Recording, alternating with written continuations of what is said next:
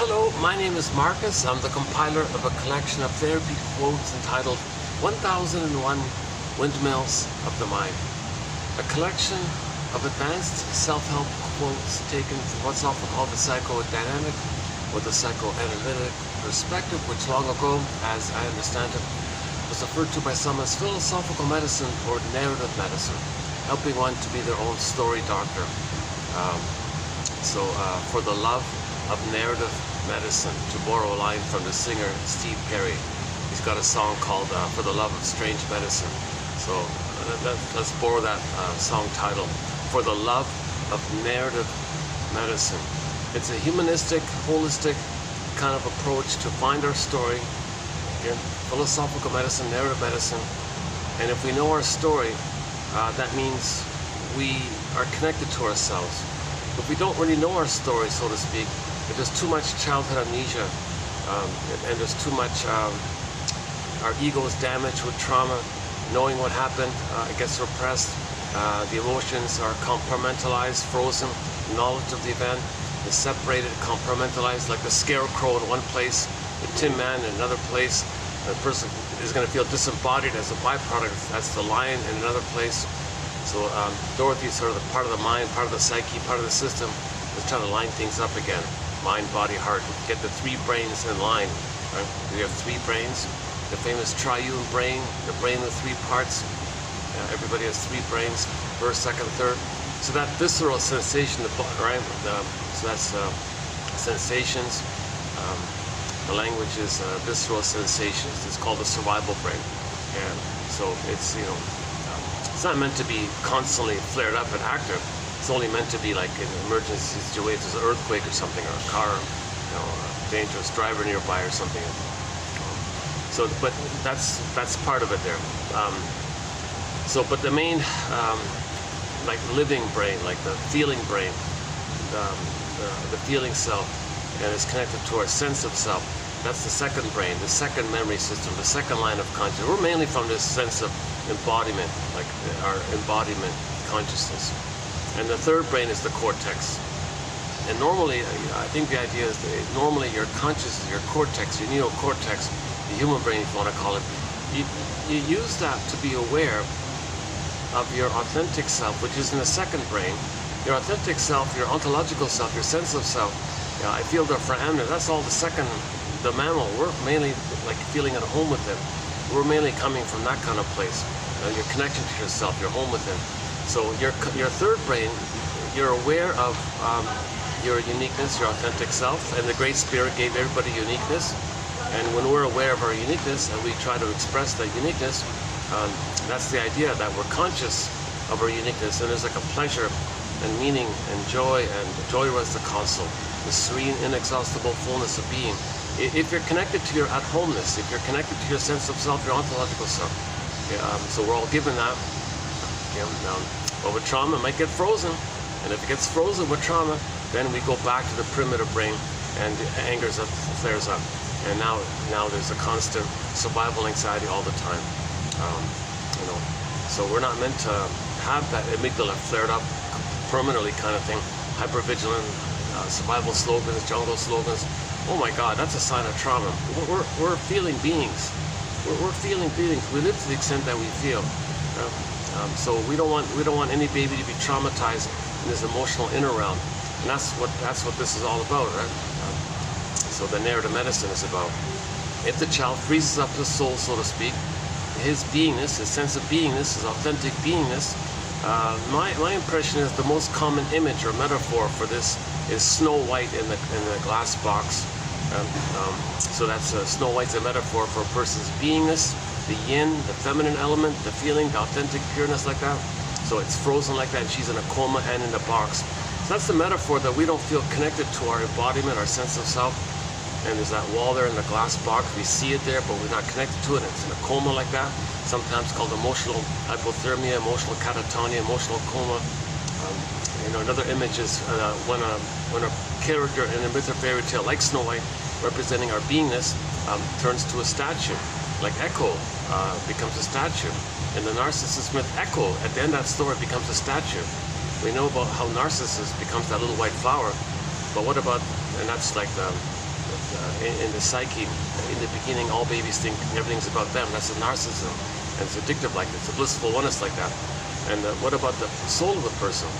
In trauma, it's repressed, disassociated, echo, and echo was ignored. The person ignored their soul, so echo became a statue. So that's another way of saying that the soul got frozen or petrified or turned to stone. Sometimes it morphs into another condition, like the Velveteen Rabbit story, not feeling real. And one story is about the woodcutter guy who took a block of wood, carved out this little figurine of a little boy and was praying, oh, please let this figurine boy, let him be a human, let him be alive, let him be alive like that. So that's sort of the common phrasing at midlife.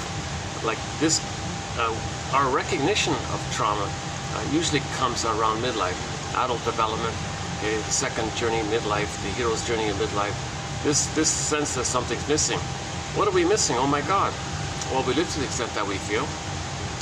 So a person might say, I feel like I'm living the provisional life, the unlived life. When does life begin? Kind of thing. Life is passing me by. I don't feel fully real. I don't feel fully alive. Okay, the wooden one, and the real for the Velveteen Rabbit. So that's a pain like that. Yes, we can go through life with the mask that we create. Post-trauma, we create a mask, or adaptive self, or unreal self, or false self, or whatever. And yes, with that mask, we can function and go through life.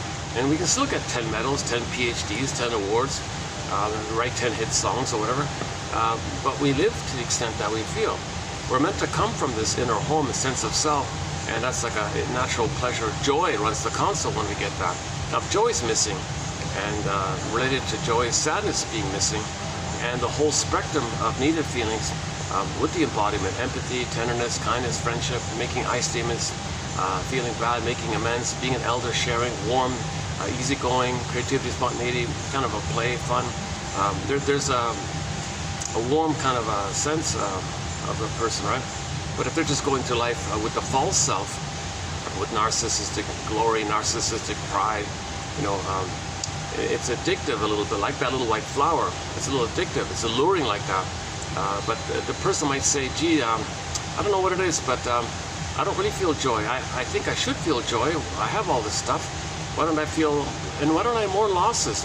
You know, common thing in midlife is people, I might say at midlife, gee, you know, like one guy said he was married for 30 years or whatever, and then he acted like nothing happened. He just, you know, did a rebound thing or something, or whatever. So he didn't pause to feel the sadness, and he said to himself, yeah, he went to the shrink. I read the thing. Why don't I feel any kind of? Aren't I supposed to feel sadness if there's a marriage and a loss like that, and disappointment, the hopes and dreams, and the whole thing was a lie, almost not a lie, but it's a loss. Like you're bonded for 30 years, and now she took off or whatever. How come he doesn't feel sad? Well, to feel sad, you need an identity, like a connection to your authentic identity. From the authentic self, the Snow White and so on, from the authentic connection from your beingness, from the beingness, I feel, therefore I am. You have your amness, then you can feel. If you don't have that amness, that authentic amness, you don't really feel joy or sadness. This is the main message of the Disney film Inside Out. Joy and sadness got zooped away.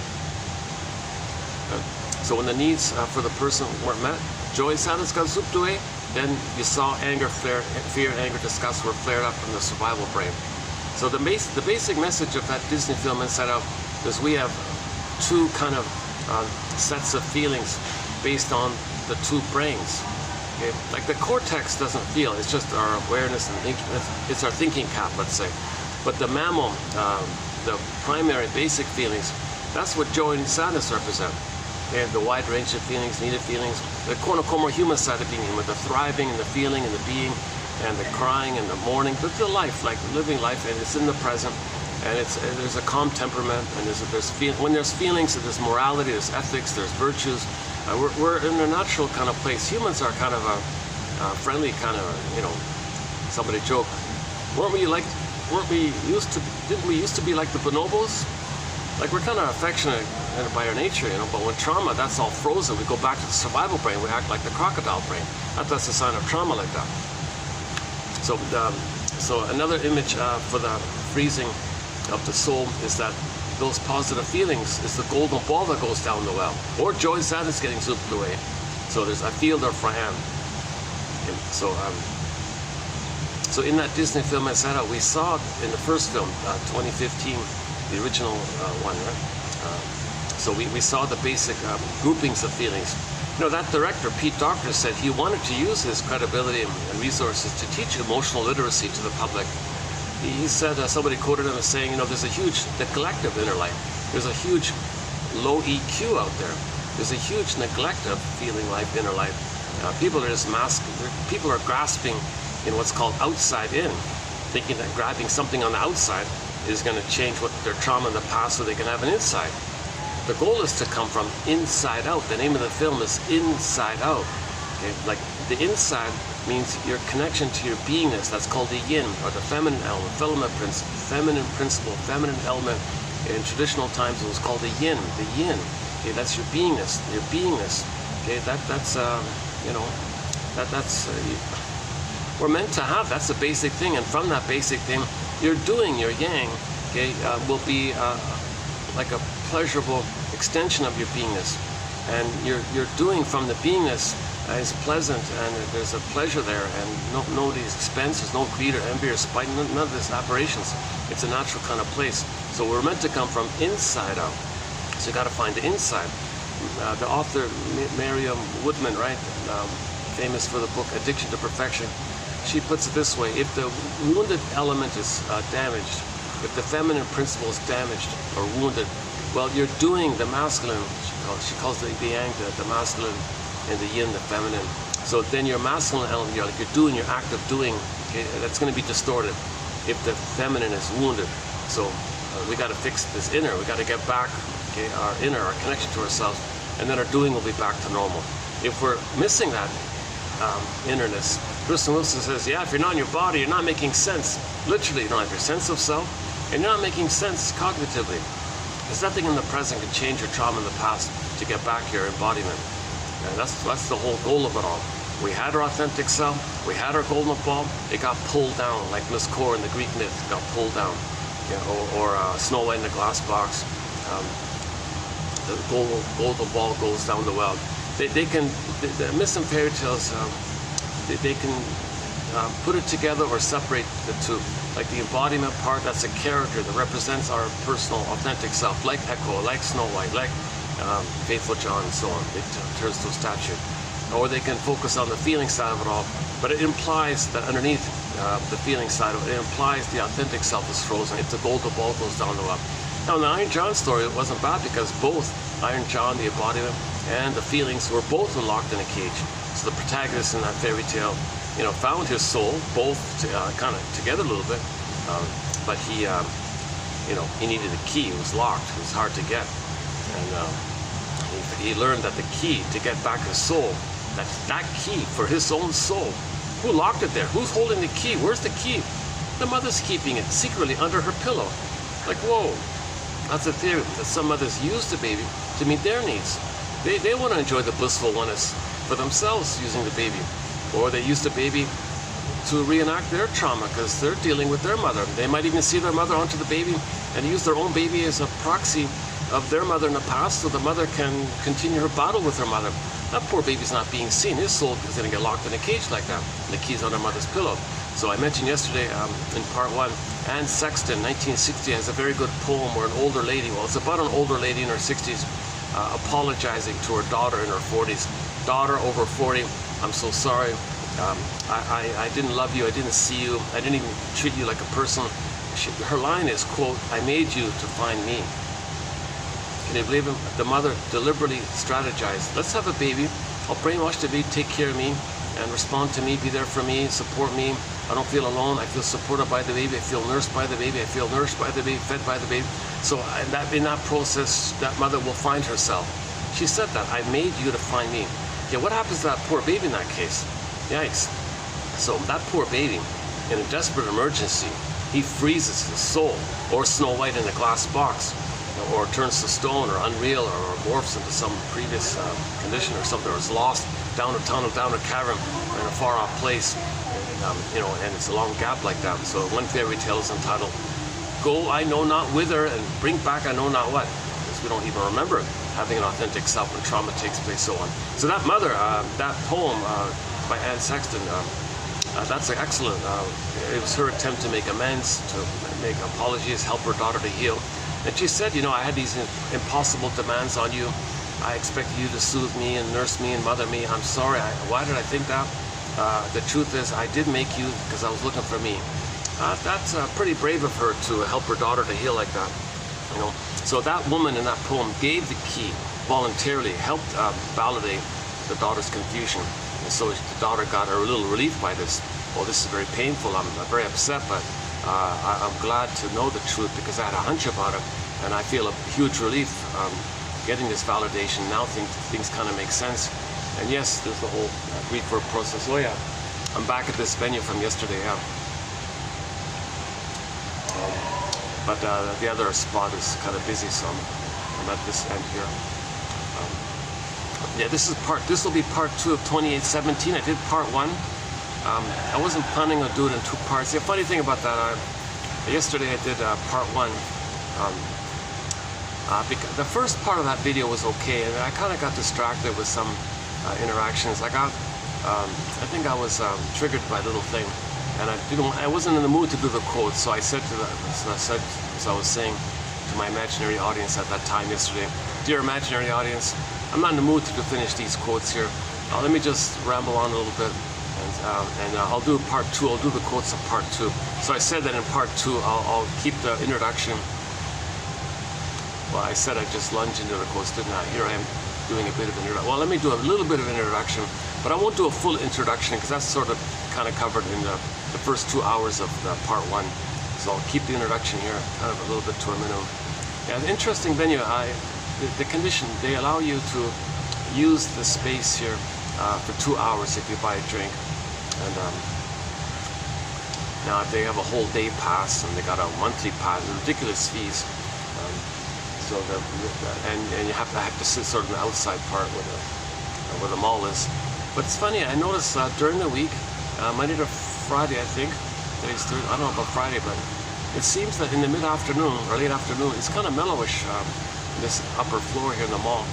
Oh yeah, here's my view here. Oh my goodness, I forgot to show you my view here.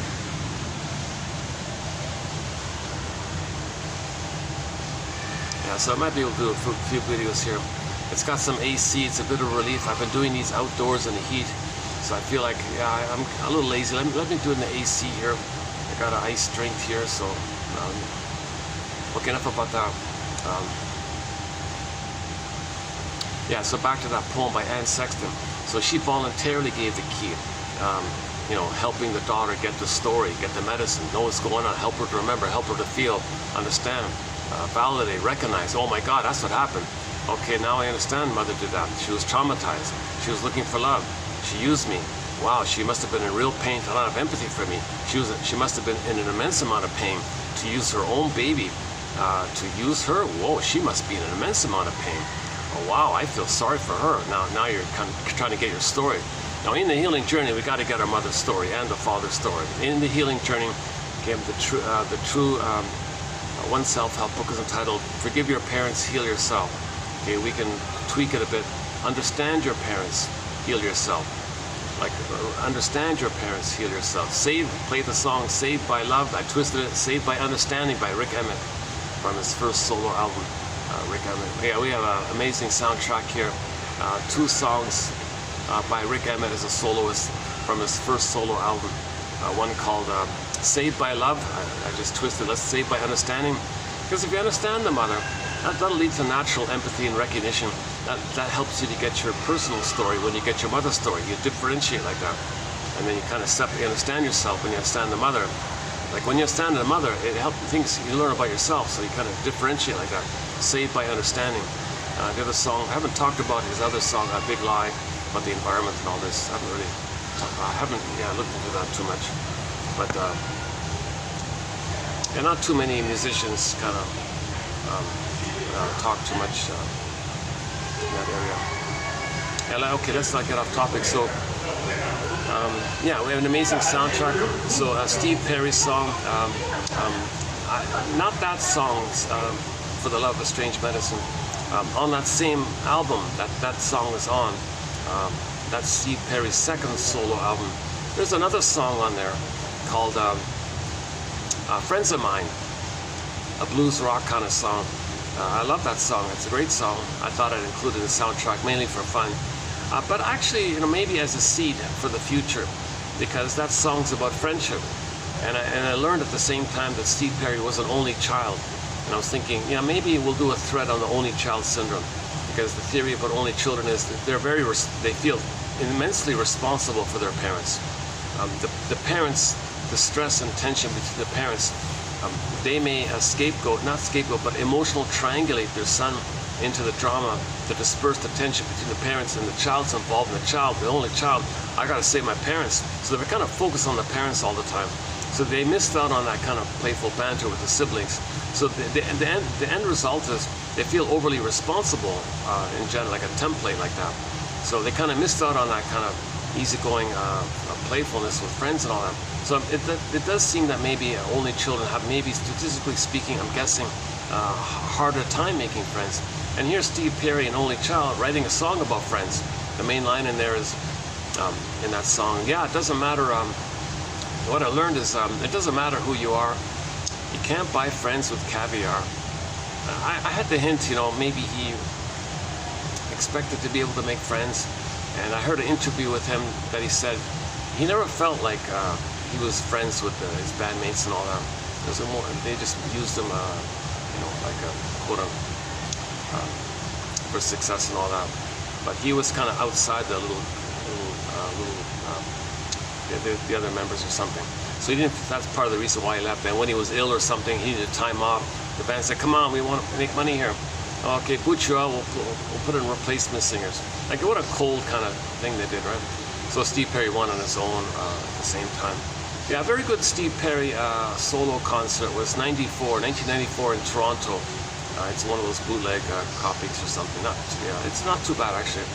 I thought he was in top form there. He played all the big hits and all the lights, and when the lights go down in this city, and Wheel in the Sky, and all the other ones. Syndrome and Oxal.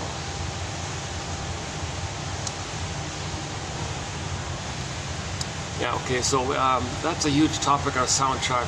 A lot of classic rock on there. Kenny Shields from Street Harp. Okay, it's gonna go on. It's gonna take me an hour to run through it. So we got many genres, a lot of songs from around the world. I'm trying to get songs from every language, from every culture, from every place. I want to get songs from around the world. We got a couple of opera songs, even one or two disco, a couple of disco songs, a couple of country. You know, the whole. I'm trying to get them all in, right? A few ambient, a few opera songs are in there.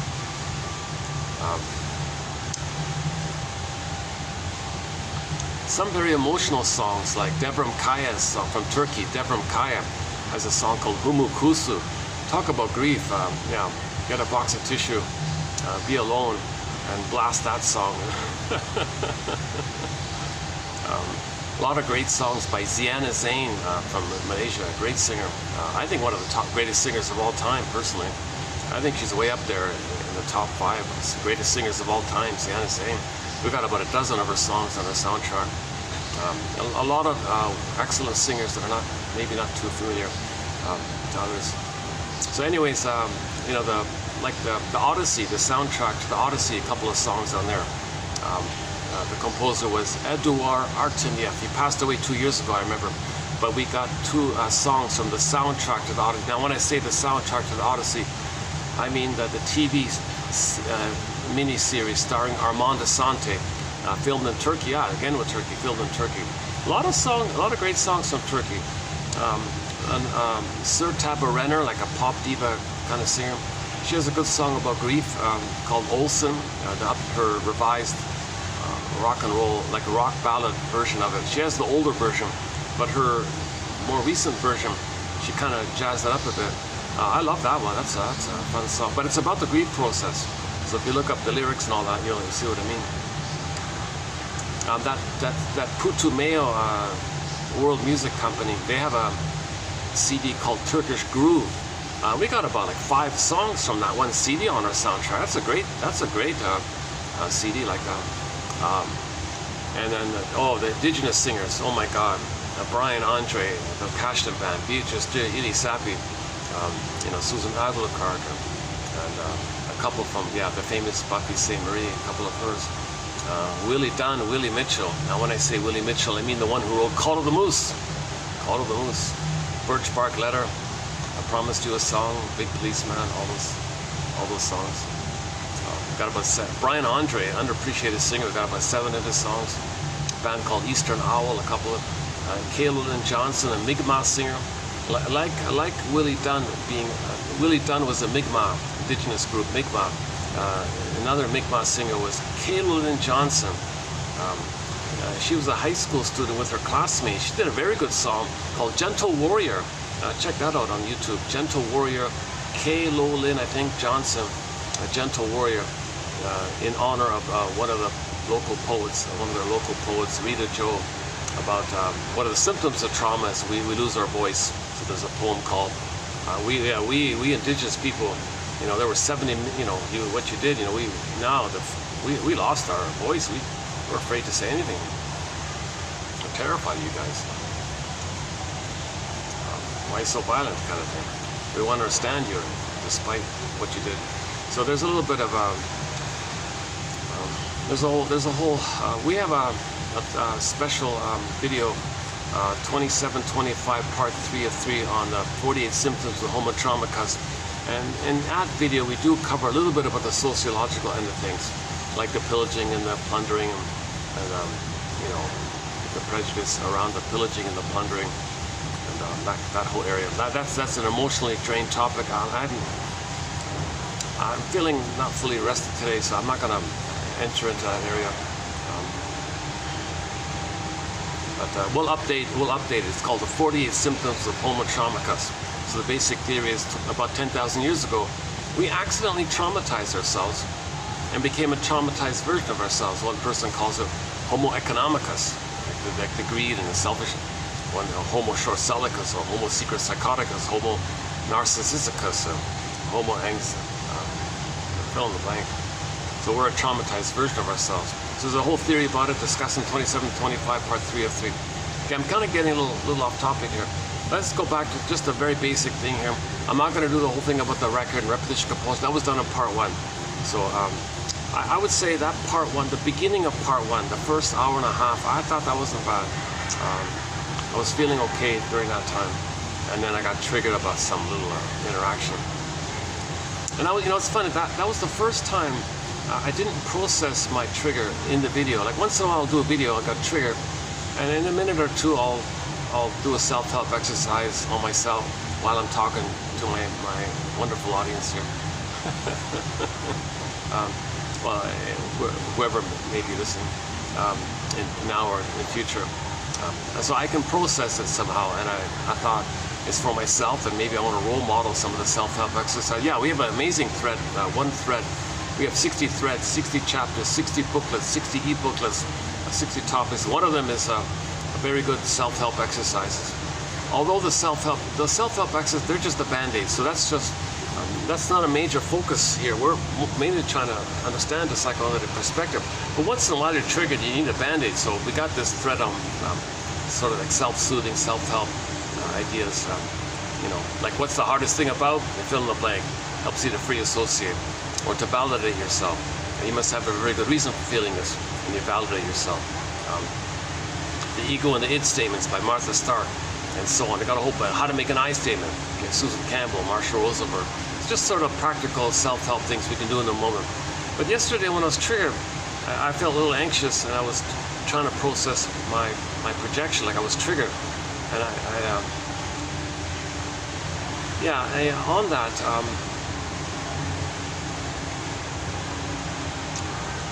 like in general, when you're triggered, you're touching into old unmet needs from childhood, you see. And the more traumatized there is, the more traumatized we are, the theory is, the more we're going to transfer the past to the present, distort the present, and we're seeing the past in the present. So the more traumatized we are, the more we're going to project and transfer because that's the nature of this issue of trauma.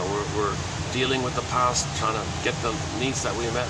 Okay, so we're seeing the present, hoping the present can be the past, a good past. You know, we're still trying to get out of that frozen, timeless, stuck, timeless, frozen kind of thing. So when you're going through life, you're still dealing with that past. So you're going to transfer the past to the present, and you may have expectations, or you may be angry at the past, or that whole topic. Oh, hold on a sec.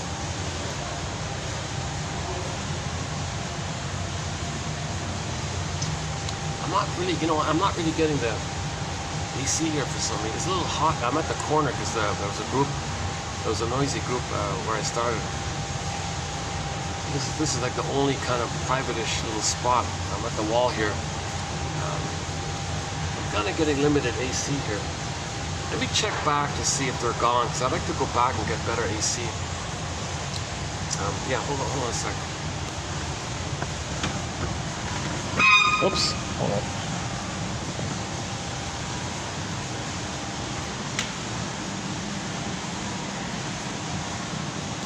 Are they still there?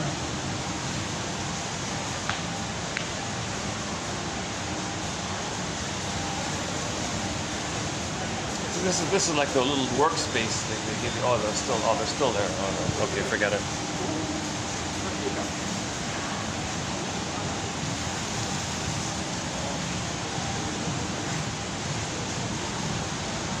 Hey, let me just cool off for a minute. Hold on a sec.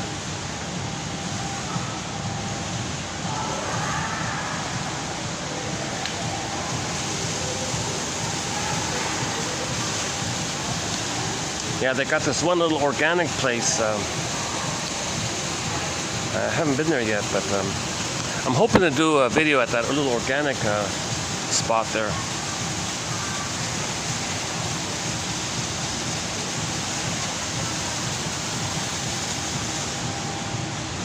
Yeah, what a little surprise for me. I didn't realize that during the week it would be kind of quietish in here.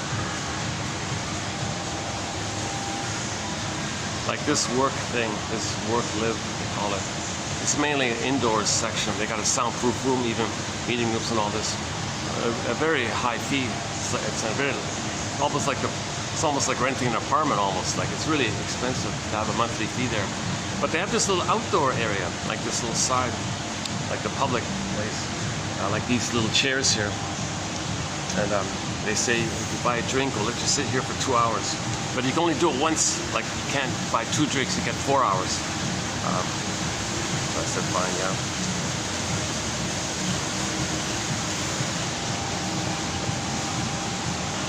That really would have been perfect if I can get, if I could have had that arrangement. So I'm only going to be here for 2 hours, by the way, yeah.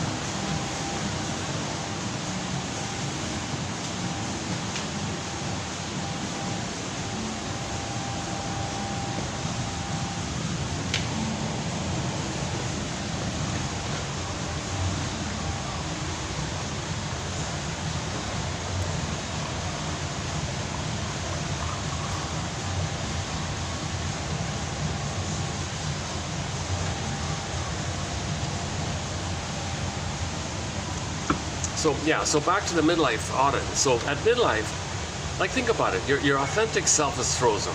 That's called arrested development, stunted development, developmental arrest, the fixation here. So your inner life is frozen. Now we develop a false self to go through life with. A scaffolding of maneuvers of the mind, mechanisms of the mind, operations of the mind to help us go through life.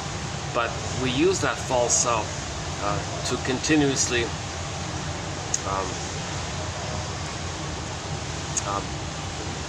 get us away from the pain around the loss of the true self. So this functions like a sponge, Berger calls it. And roughly at midlife, that sponge dries out. That ability to deny the pain, deny the reality, deny the hurt, deny that mother hurt us, deny that ability, the gap between the authentic self and the false self gets wider and wider. The pain increases, so to speak. Another factor to this is that because the identity is not there, sadness can't be there. Now there are losses in life. Now what if there's a loss in midlife? or other losses. So then when every time, but you don't have the ability to feel sad because sadness is unavailable, frozen down a tunnel, etc. So what do you do when there's a loss? Okay, then that's going to bring up, that's called complicated grief, aggravated grief, the derailment of the grief process, pathological nostalgia, pathological mourning, melancholia. This is kind of a painful situation, but our sponge, our false self, we can deny it. Oh, it didn't matter, make excuses, rationalizations, just pretend it, deny, it wasn't important. We can lie to ourselves like this for a while, for a time being. But if there's more losses, you keep lying and lying, the gap, the pain. So the defense mechanism of the false self dries out, Berger says. The sponge dries out, he said. So roughly at midlife, now part of this drying out effect is that when there are losses again and again, there's a snowballing effect, because every loss in your life will remind you of previous losses which you didn't process. Now if there's more losses, like later on there's more losses, it triggers up all those previous losses, and then now you got more pain of all the previous losses, and so on with extra losses. So each extra new future loss triggers up the accumulation of all the past losses which you didn't process, accept, understand, heal, face, whatever. So the pain of each of those losses are going to come up. So yikes, this is a snowballing effect, plus the so-called kindling effect, because you don't want to feel the pain of old losses, you don't want to experience loss. So a person might become a little bit more OCD-ish, want to control little things, thinking if they control things, then they don't lose something, because if they lose something, even a little disappointment or something that doesn't go their way, like a little loss, oh, that little loss, that expectation didn't happen, it's going to bring up all the pain of the past. Okay, that's a kindling effect. So finally, this pain is too much. So that's what the Odyssey, when the wave spoke to Odysseus, that's what the Odyssey, what that scene was about. So this midlife hunch, it can be like a hunch. Something's off here, not feeling pleasure, not mourning losses. Where's your authentic creativity, or something missing? It could be like just then you're good. Sometimes there's all these Freudian slips. You're saying these awkward things, like you feel safe with somebody, and suddenly burp, you said some rude kind of thing. Well, you've buried your pain, hurt, rage, anger at the trauma for so long, and then it just kind of leaked out like that. Woodman describes a little frog that like leaped across you in the Freudian slip like that.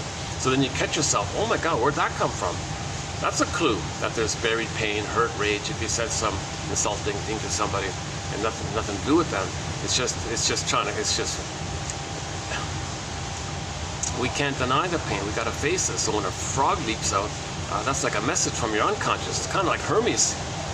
You can almost think of the frog leaping like Hermes. Here's a message. Come on, you're ignoring me. That's what the wave said to Poseidon, to Odysseus. The wave was saying, come on here.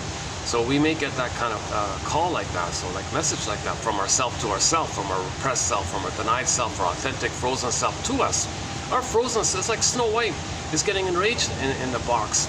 And she's in a coma, but also she's enraged. Come on, help me here, or something. Something's going on. We're meant to be connected with ourselves. Healing and wholeness, we're meant to be more whole. When we accept our authentic self, we're more whole, hence heal. John A. Sanford's book title. Anyways, this little hunch can come up with a Freudian slip. Sometimes a psychosomatic symptom comes about. Okay, I won't redo that one here. You know, I did a very good little brief summary of the psychosomatic issue by Capex and John E. Sarno. Like when the feelings don't relate to the mother, and the mother gaslights the baby, the feelings are inward, and then it goes in a detoured way through this, to the symptoms in the body. There could be a symptom in the body, and that's still crying and screaming to the mother. So first the baby was crying and screaming to mother shamed him, the energy went inward, it goes to somewhere in some organ or organ system or something, and then there's a problem there. So it's in that problem with the psychosomatic symptom, it's the continuation of the cry and the scream. Sarno says back pain is your rage at your mother from long ago. That whole topic, I try to cover briefly in part one, and the whole issue of how psychosomatic symptoms reveal and conceal the emotions. Okay, the conversion idea, water to ice, okay, emotions to bodily symptom. That's covered in part one, and in other videos. So Capex, John E. Sarno, Okay, we got a whole booklet on the body bears the burden. Okay, the body keeps the score. The body remembers the mysterious link between mind and body. So every body tells us, yeah, we did that one. The body remembers, that's the other one. So, yeah, my favorite is the Capex one. Baby's crying and screaming, motherless. Because the connection, the attunement is broken. They don't have the rapport there, so mother doesn't understand the signals. So she's frustrated. And the baby gives up and the energy turns inward, goes to a psychosomatic symptom. So now the blistering of the symptom, let's say, it's kind of like a scream and a cry to the mother through the symptom. Now it's kind of silent like that. So the symptom reveals and conceals, get it? It's revealing the emotional cry and scream and rage, but it conceals it because you don't hear it. Before it was heard, it was natural. Originally, when the baby is relational, it's natural. It goes into the body and then it's kind of concealed like that. So psychosomatic symptoms reveal and conceal the emotional conflict. So then, you know, that's why Sarno was saying, let's teach doctors that these psychosomatic symptoms are mainly emotional issues. They're emotional communications. They're emotions trying to tell us something. Let's not just keep, you know, pushing it down, playing whack-a-mole with the pills and things, because sometimes, yes, you need it. Sometimes it makes things worse later on. At least let's talk about it. And then he tried his best to. I have a theory they were just humoring him and like they were. Sarno reminds me of the anger character in the Inside Out film. You don't want to make him angry, so they were placating him. Okay, Mr. Sarno, here's your big day. Here you can address the committee here. Tell us your theory that the psychosomatic symptoms are unresolved childhood emotions. And oh yeah, so oh really? Oh, and the head guy said, yeah, I read your book. I believe it. You're right. And when at first I didn't think much of it, but later on I thought, oh my God, are you just placating him? Are you just like pacifying him? Let him have his say and brush it and forget it like that. But this topic's been around a long time, that psychosomatic symptoms are emotional communications from the past, still trying to reach our consciousness, still trying to communicate to us somehow. Anyway, it's a whole topic, a huge topic. Franz Alexander is in there as well. A lot of great authors.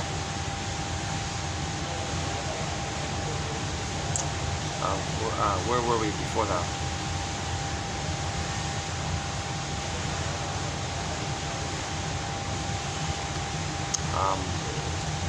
Before I went on that tangent, where was it? That happens sometimes, yeah.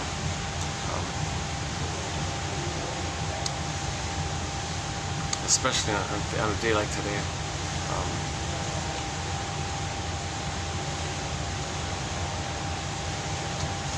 Okay, let's just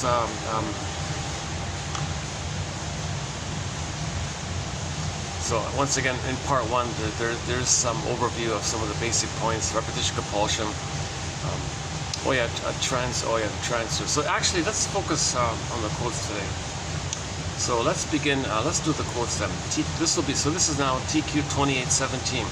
So in each video, we post roughly 10 quotes on average, something like this in each video. And now my disclaimer, once again, I'm not a shrink, professor, midwife, doula, nutritionist, gynecologist, professor. I don't have a master's. I never even took 101 psychology, you know. Oh, back to the midlife, yeah, so back to that one. So at midlife, there's this little hunch like that. Now a good example of that with the psychosomatic is that film called That Uncertain Feeling. The young lady had a symptom, not a major one, but she had a symptom, went to the shrink. The shrink said, oh yeah, that's a communication from your repressed self, your denied self, your secret self, your unknown self, your shadow soul, the one who walks with you, who's not like you, who is you. Someone's living your life, you know nothing about him, kind of like a stranger to you. I'm going to introduce you to him. She joked and said, I'm afraid of strangers. Well, it's her, right? So the next scene was she bumped into her double. So this authentic, everything about us that we don't know, in literature it's called a double motif. Okay, so we talked about that yesterday too. Otto Rank's essay called The Double, okay, The Phantom of the Opera Story, and so on. So in that young lady had this symptom. The shrink told her, well, this is communication from your double self. So then she met Okay, this is not like a literal kind of story. It's like a metaphysical science fiction imagination story. So she met her double, this tortured artist guy, and spent the whole film was her dialoguing with her double. So he was just meant to represent, that guy, that artist guy, was just meant to represent everything about her that she doesn't know. He just gives voice to her unknown self. He's just the voice of her unknown self. So she dialogues with herself, like the Phantom idea. So sure enough, at the end of the film, her symptom went away when she reclaimed and reconnected with her double self, her secret self, unknown self. So she's more whole, she's more healed. When you're more healed, when you're more emotionally healed, psychological, of course your body's gonna readjust itself, realign itself, and your symptoms will go away like that. Yeah, so at midlife, that might be, so one of the ways is that the hunch, the Freudian slips, the root things you say. Now the leap can go through the body, so that's like a psychosomatic symptom. Sometimes there's what's called delayed onset of PTSD. The person in midlife suddenly has the symptoms of PTSD, called a nervous breakdown. Like, where'd this come from? Like, holy, like, wow, everything was okay, and suddenly they got a nervous breakdown, PTSD. They read the checklist of the PTSD symptoms, and they pretty much check most of them or all of them or something. Like, oh my God, how'd this happen? I wasn't in an earthquake, or I don't remember any shock trauma. Why do I have the symptoms of trauma? Well, that's the thing. The person did have the trauma. You just, through the first half of life, you're just not aware of it because the false self, the mask, could mask it. But that mask dries out and it comes up. So sometimes it leaps out in full-blown PTSD symptoms. So that's called delayed onset of the PTSD. So like usually, we don't talk too much about situational PTSD, but we mainly talk about developmental trauma, relational trauma, interpersonal trauma, attachment trauma. We're talking about attachment trauma, relational trauma, which is masked over. Then you may see the symptoms of that trauma. So there was trauma, but it delayed. So midlife it comes up. So that's another way a person knows that there was trauma. If they suddenly have PTSD, if they got PTSD, that means there's trauma. Come on. Post-traumatic stress syndrome. Well, there was a trauma. You don't remember the trauma. It's a developmental, relational attachment trauma. The baby didn't attach properly with the mother. It was an attachment trauma. All babies are meant to feel safe with the mother, not be hurt and abused and hurt by the mother. That's attachment trauma. And now there's the PTSD, but it's just muffled over with the scaffolding of tricks of the mind. But that wears out at midlife.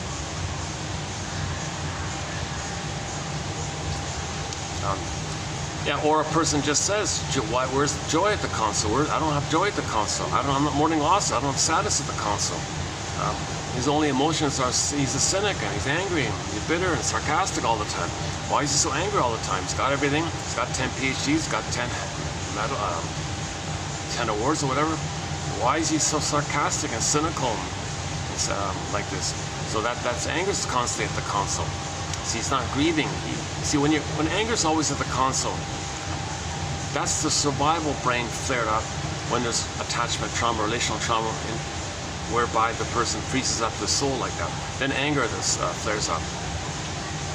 Like a very good summary is in the Disney film, when joy and sadness got zooped away and you're back at the survival brain with anger and fear and disgust. What a poor condition for a person to live their whole life cynical, angry, impulsive, reactive like that. They're not loving life, they're not trusting, there's no care, intimacy. They're just in rage all the time, right? That's a pitiful state. So yeah, so joy and sadness came back, everything's good. And in the sequel, same kind of thing. Joy and sadness in a bottle. Riley needs us, we gotta get back. Because in the sequel, the version in the second film, coming out next month, June 2024, I'm posting this in May 2024, that on the console, it's anxiety, envy, boredom, and they call it NU. You got anxiety, boredom, envy, and embarrassment. That's a kind of a pitiful kind of life, right? So where's the joy and where's the joy and things? So at that end of the film, in the trailer, we got to get back. Riley needs us. So we want to get back joy and sadness to the console. We want to get back, wake up sleeping white. Well, create the conditions. We don't cause that we don't induce that. You can't. You got to create the conditions. Weave a basket of knowledge, and it spontaneously happens according to nature. You don't control nature like that. but you cooperate with understanding what's going on, then the nature responds like that. If you do your part, nature will do its part following it. Okay, psychoanalysis looks for an egg in a basket that's missing. So we do our part by weaving the basket. So these 10,000 quotes are an attempt to weave a basket, like little threads like this, 10,000 threads like this. These quotes are clear, easy to understand. If I get it, you're gonna get it. I only have a BA. Finish my disclaimer. I only have a BA, keep that in mind. I haven't been analyzed. I haven't done this process. If I had the funds, I'd be on the next flight. Joni Mitchell's song, made popular by Dan McCafferty from Nazareth back then. This flight tonight, I'd be on this flight tonight to do a full analysis. I'd love to do it. Costs a fortune, of course, right? So when I started this myself, nobody was teaching this. And Jesus, why is nobody teaching this? It's valuable stuff. I first discovered this by Masterson's book. Just personally, it was James F. Masterson's book called The Search for the Real Self. Oh my God, he introduced, now I know what this psychoanalysis stuff is all about. He writes clearly, and he focuses on what's called object relations theory, developmental theory. He kind of brings it together and jokingly calls it the Masterson approach. But it's okay. So yeah, his book, that book has won a Golden Windmills of the Mind Award, as has Karen Horney's book, Our Inner Conflicts. And we got 23 awards issued already to books, media, and so on. Yeah, so somebody said, well, if you want to learn something, like I couldn't go to Shrink School because you got to have the minimum. The rock bottom minimum is a master's, MSW, Masters of Social Work. And experience, years of experience and lots of references and things. So I don't have that, of course. The next, or a PhD in psychology. Now doctors, they get in easily, I think. Medical doctors, most are medical doctors, but they allow a few exceptions to the social workers and the PhD people. But not common, it's not common actually. So anyways, I don't even have a 101 psychology from school. So I was like way off. And nobody's teaching it online or something. So somebody said, well, if you want to learn something, you gotta talk about it. So as I'm talking about it, I'm trying to learn it myself. So your mission, should you choose to accept it, is to find for yourself personally and be your own psychological detective, existential detective, emotional detective for yourself. Be your own psychological Columbo. Relate to yourself these quotes for yourself. And don't judge this by yours truly. That'd be a mistake. You'd be missing something. If you looked at me and said, gee, look at all that anxiety that guy's got. He sweats easily. He makes all these stops and starts and ums and ahs and talks too much and all this. Jesus, I don't buy psycho. Look at him. Why didn't it work for it? Well, everyone's got their own little journey. Everyone's got an amount of trauma to deal with. So you got to find your own personal, like little labyrinth journey like that. So.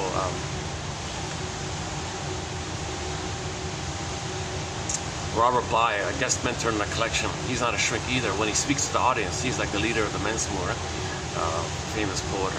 He speaks to the audience members, dear audience members, I'm going to give you my psychological take on the Grimm's tale of fill in the blank. 30%, but keep this in mind, dear audience, 30% of what I'm going to tell you here tonight is wrong. It's wrong. It's up to you, dear audience, to figure out which 30%. Emphasizing, number one, he doesn't want a transference. He doesn't want people to think he's going to be the good parent. Because why? Psychoanalysis is not a magic breast. So he didn't want that pressure on him. He couldn't do it. He's not a shrink himself either. So he always emphasized, don't look at me as a surrogate mother or father like that. Psychoanalysis is not a magic breast. And he would even do silly things on purpose to discourage it. But he would definitely say, what I'm telling you is 30% wrong. And you got to figure out which 30%, emphasizing that we have to do most of the work, right? Like we have to be our own psychological detective, emotional detective. We got to raise our ego, enhance our ego, strengthen our ego, and that's what these quotes are for, to strengthen the ego, to give the scarecrow a brain. Remember the scarecrow, no brain? We got to give the scarecrow a brain. See, one line is like, we got to kind of be like Dorothy in a way, that if we don't feel embodied, crystal, yeah, if you're not in your body, you're not making sense. If you're not loving life, the Tin Man, missing the heart, not loving life and not being able to have genuine love and all this, missing the heart. Well, okay, first things first. What we can do is give the Scarecrow a brain. That's our third brain, right?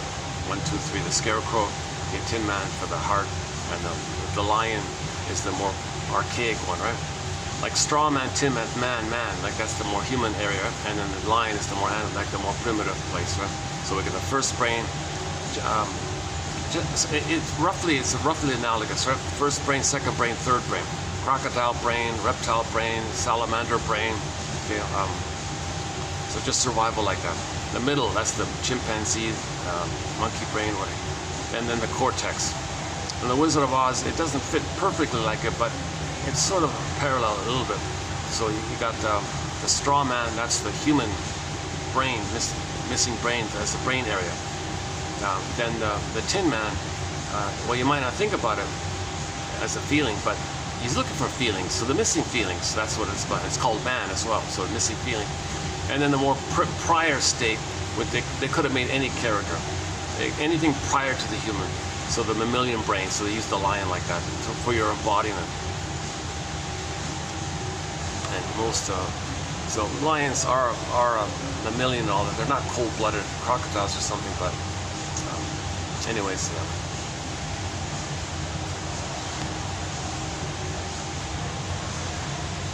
We have a great thread on psychological interpretation. This is fairy tales. White-beard king, some of the tales that Bly talks about, Chinen talks about. We do the Odyssey, Arestia, and a little bit of an assortment, and I'm always adding as I can. Yeah, recently was the Snow White. We did a few quotes on the Snow White one. We did the Pied Piper recently, the Pied Piper of Hamelin. So I discussed my understanding of the psychological message of that story, the Pied Piper of Hamelin, the 1957 family comedy fantasy musical. Oh, terrible music, by the way, but never mind about that part. And the irony of yeah, so it's a metaphor. So myths and fairy tales are metaphors for psychological trauma. Myths and fairy tales are true on the inside, not on the outside. They're metaphors for our primary mentation life. In the beginning, the baby has primary mentation. Things are wild in there, exaggerated, flip-flop, topsy-turvy. Okay, no time, no place. It's called beta element. So the baby is living in this myth and fairy tale, imaginal kind of place. Like the baby's helpless, right? Mother's got all the power, and they're one. The baby's enraged. The big, powerful mother's enraged, but the mother's some entity for the baby. He's enraged. This entity's enraged. Baby's in oral greed. Ends up with oral greed. This enraged entity has oral greed. Now he has an imago of the mother as a hungry, like the Cyclops, or the White-beard King Valamon, or the Witch Wanini, and Hansel and Gretel. This is wild like that. This is the primary process mentation. No, the mother's not that, but the baby's now, he made an image based on a fusion of the reality of the mother hurting him, but and lured up or morphed by his projected traits of rage and oral greed, and creates an image like that. So that's also in part one talking about. Well, how's the time here? Oh, we're still okay. We're okay. Yeah, okay, good. I'm only allowed 2 hours here.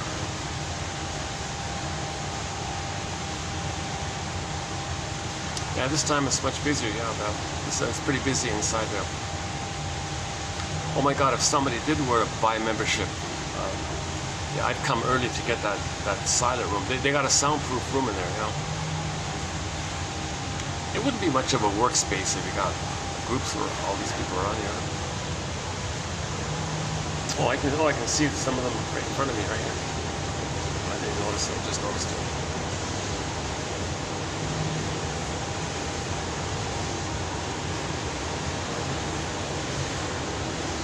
Hold on a second. Let me just take a small break here.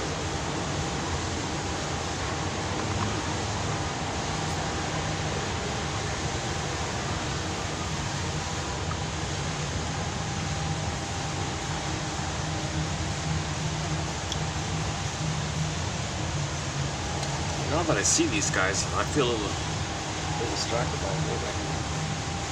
Let me move my chair. Hold on a second. Oops.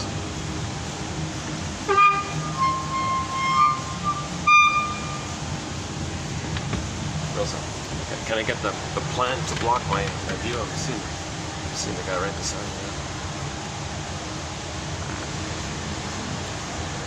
Yeah, he and I were both looking out the window, but we can sort of see each other almost on an angle like that. Maybe turn a bit like this. Oh, now I gotta see that. I got them behind me. Okay, never mind. Let me get used to this arrangement here. I have anxiety, like these little things. See, I'm transferring, I'm projecting a lot myself, right?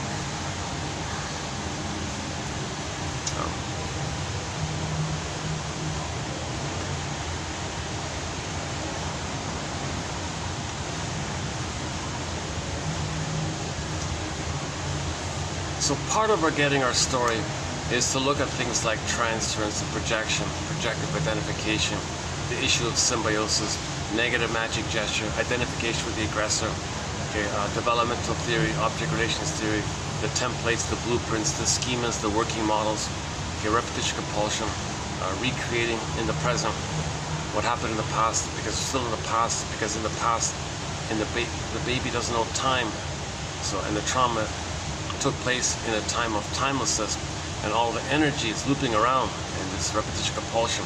So we look at these various things, and in part one I've covered some of them. So I'm not going to try to cover it up here. So let's just jump into today's quotes here. Well, I think I can almost read it from here. Let's see. Let me try. There is, okay, this is TQ 2817. All from the same guy. I just discovered this book, Stanley. I think it's Teitelbaum, is that right? He's got this from his book called Illusion and Disillusion. Yeah, so a lot of this illusion is we have the unconscious hope for the fulfillment of old unfulfilled needs. There's a huge illusion like this. Nobody past age 3 can be the mother that was needed back in the nursery. There's a huge illusion like that. So when you realize that, you're going to be disillusioned, and now you get the summer. See, we need to be disillusioned from our pathological hope, relentless hope, unreal hope. There's like a positive hope, but there's also like an unhelpful hope, partially unhelpful hope. Because if we spend our whole lives with relentless, unreal hope that someday we're going to get mother's love, and there'll be a time machine and a morphing machine, and we'll go back to the nursery and change the past. That's an unrealistic kind of hope. That's neurosis like that. So, okay, let's just do the first one here about symbiosis. Okay, so again, the baby's in a state of symbiosis. All babies are in a blissful oneness with their mother, called fusion, merging, symbiosis, mother-infant dual unity, unico mystica, one of this big, powerful mystery. It's a little distracting. He's not like looking at me or distracting me, but I can see him on my peripheral vision, and I guess he can see me in my vision like that.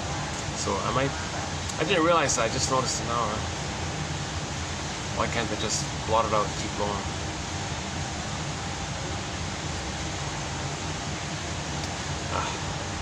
What's gonna go? See, when I move the chair forward, I got all the stops there. I move it at the front. I got those guys on the side. Hey, what if I try this? Hey, does that work? Oh my God, there. I think I can do that, right? Yeah. Let's do that. Yeah, give me a second to rearrange this.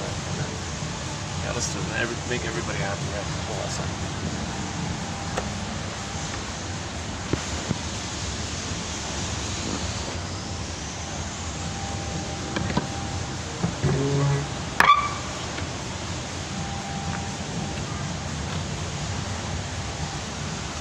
Let's see, does that work? I'm not getting anybody's view here. Okay, let's try this for a bit.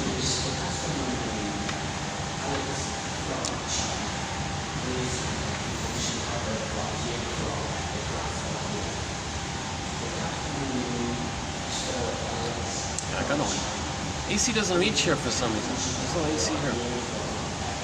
There is, so the baby needs a blissful oneness with the mother for the first 4 to 5 months. He has it in the uterus, assuming there's no prenatal trauma or prenatal distress syndrome.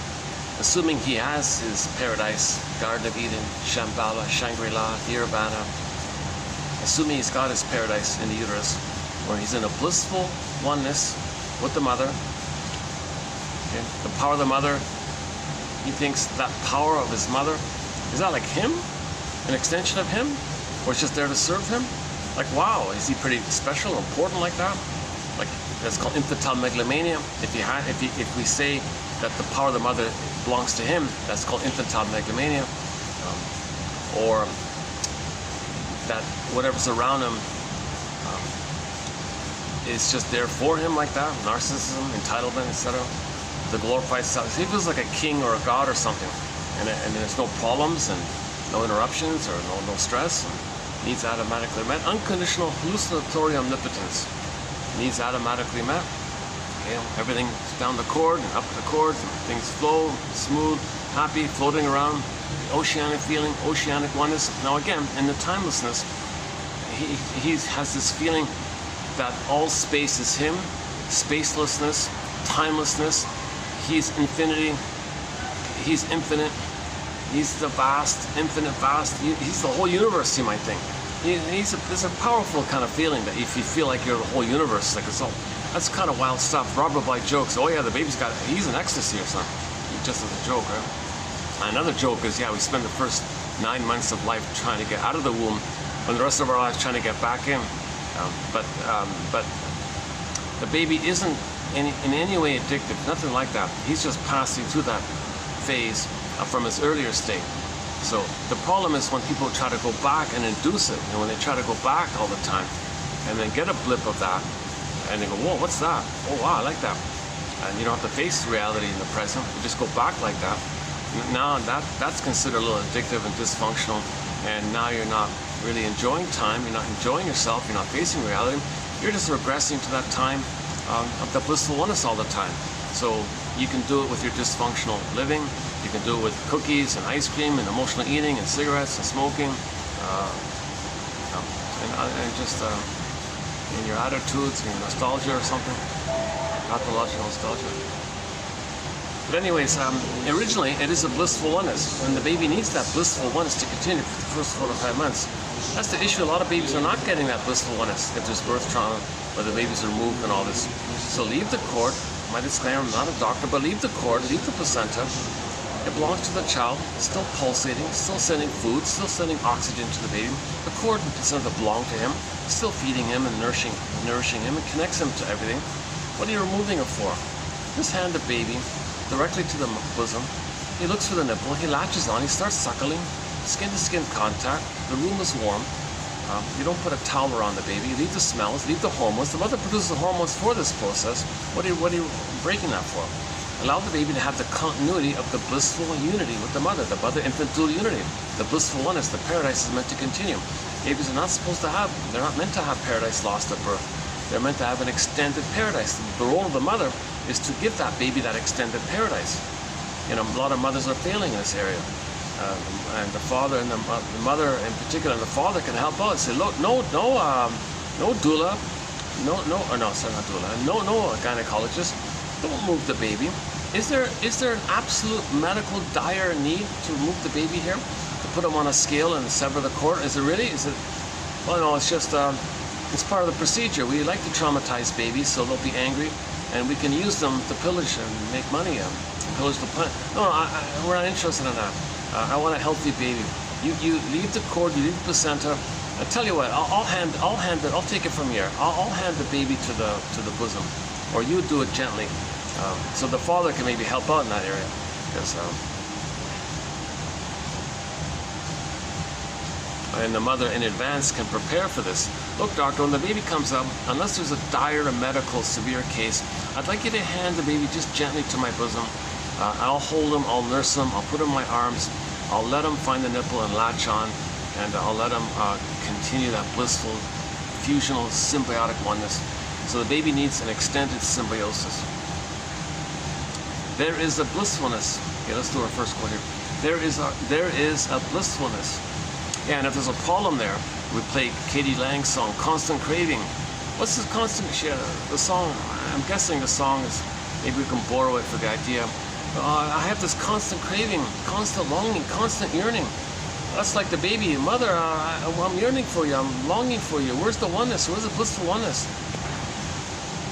There is a blissfulness that accompanies the exquisite emotional attunement of the phase of symbiosis. Yeah, so there's an exquisite emotional attunement. So when the baby latches on, the nerves in the child, something, they call it the mucosal nerves or something, and the nerves in the nipple to the mother, they form like a cable there. That allows the mother to be attuned, in sync, in tune, understand, feel, understand, get the tune, get the message. Let the music play on. Let the music play on. Barry White song, let the music play on. Like in the uterus, those baby, cord, placenta, mother, mother, placenta, cord, baby, baby, cord, placenta, do, re, mi, 1, 2, 3. So let the music play on. When the baby comes out, latch on, nerve line, let the music play on.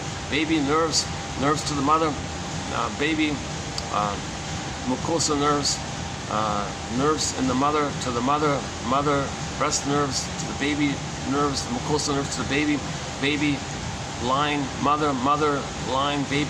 Let the music play on. It's meant to be smooth and attuned, musical flows, natural rhythm of sync, rhythm of safety they call it. Positive maternal experience, positive holding environment, rhythm of safety. And this attunement means the baby mother understands the signals and she responds automatically. She's not confused. What do you want, baby? Oh, baby, you want this? You got it. You a little adjustment here? You got it. Okay, you want me to hold you a little bit like this? You got it. You're not, you want to see me more? You got it.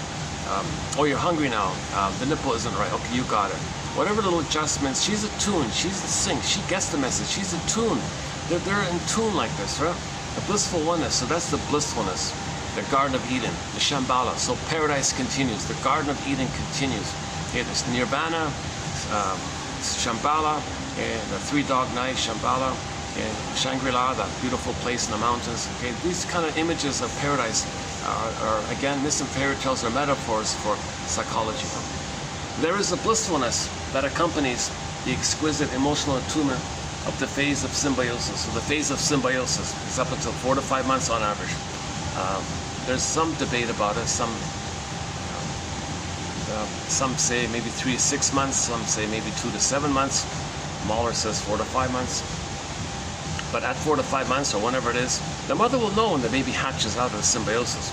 Like in the symbiosis, there's no boundaries. Like baby doesn't know where he is and begins and ends, where the mother is, begins or ends. It's just all this blurred up stuff.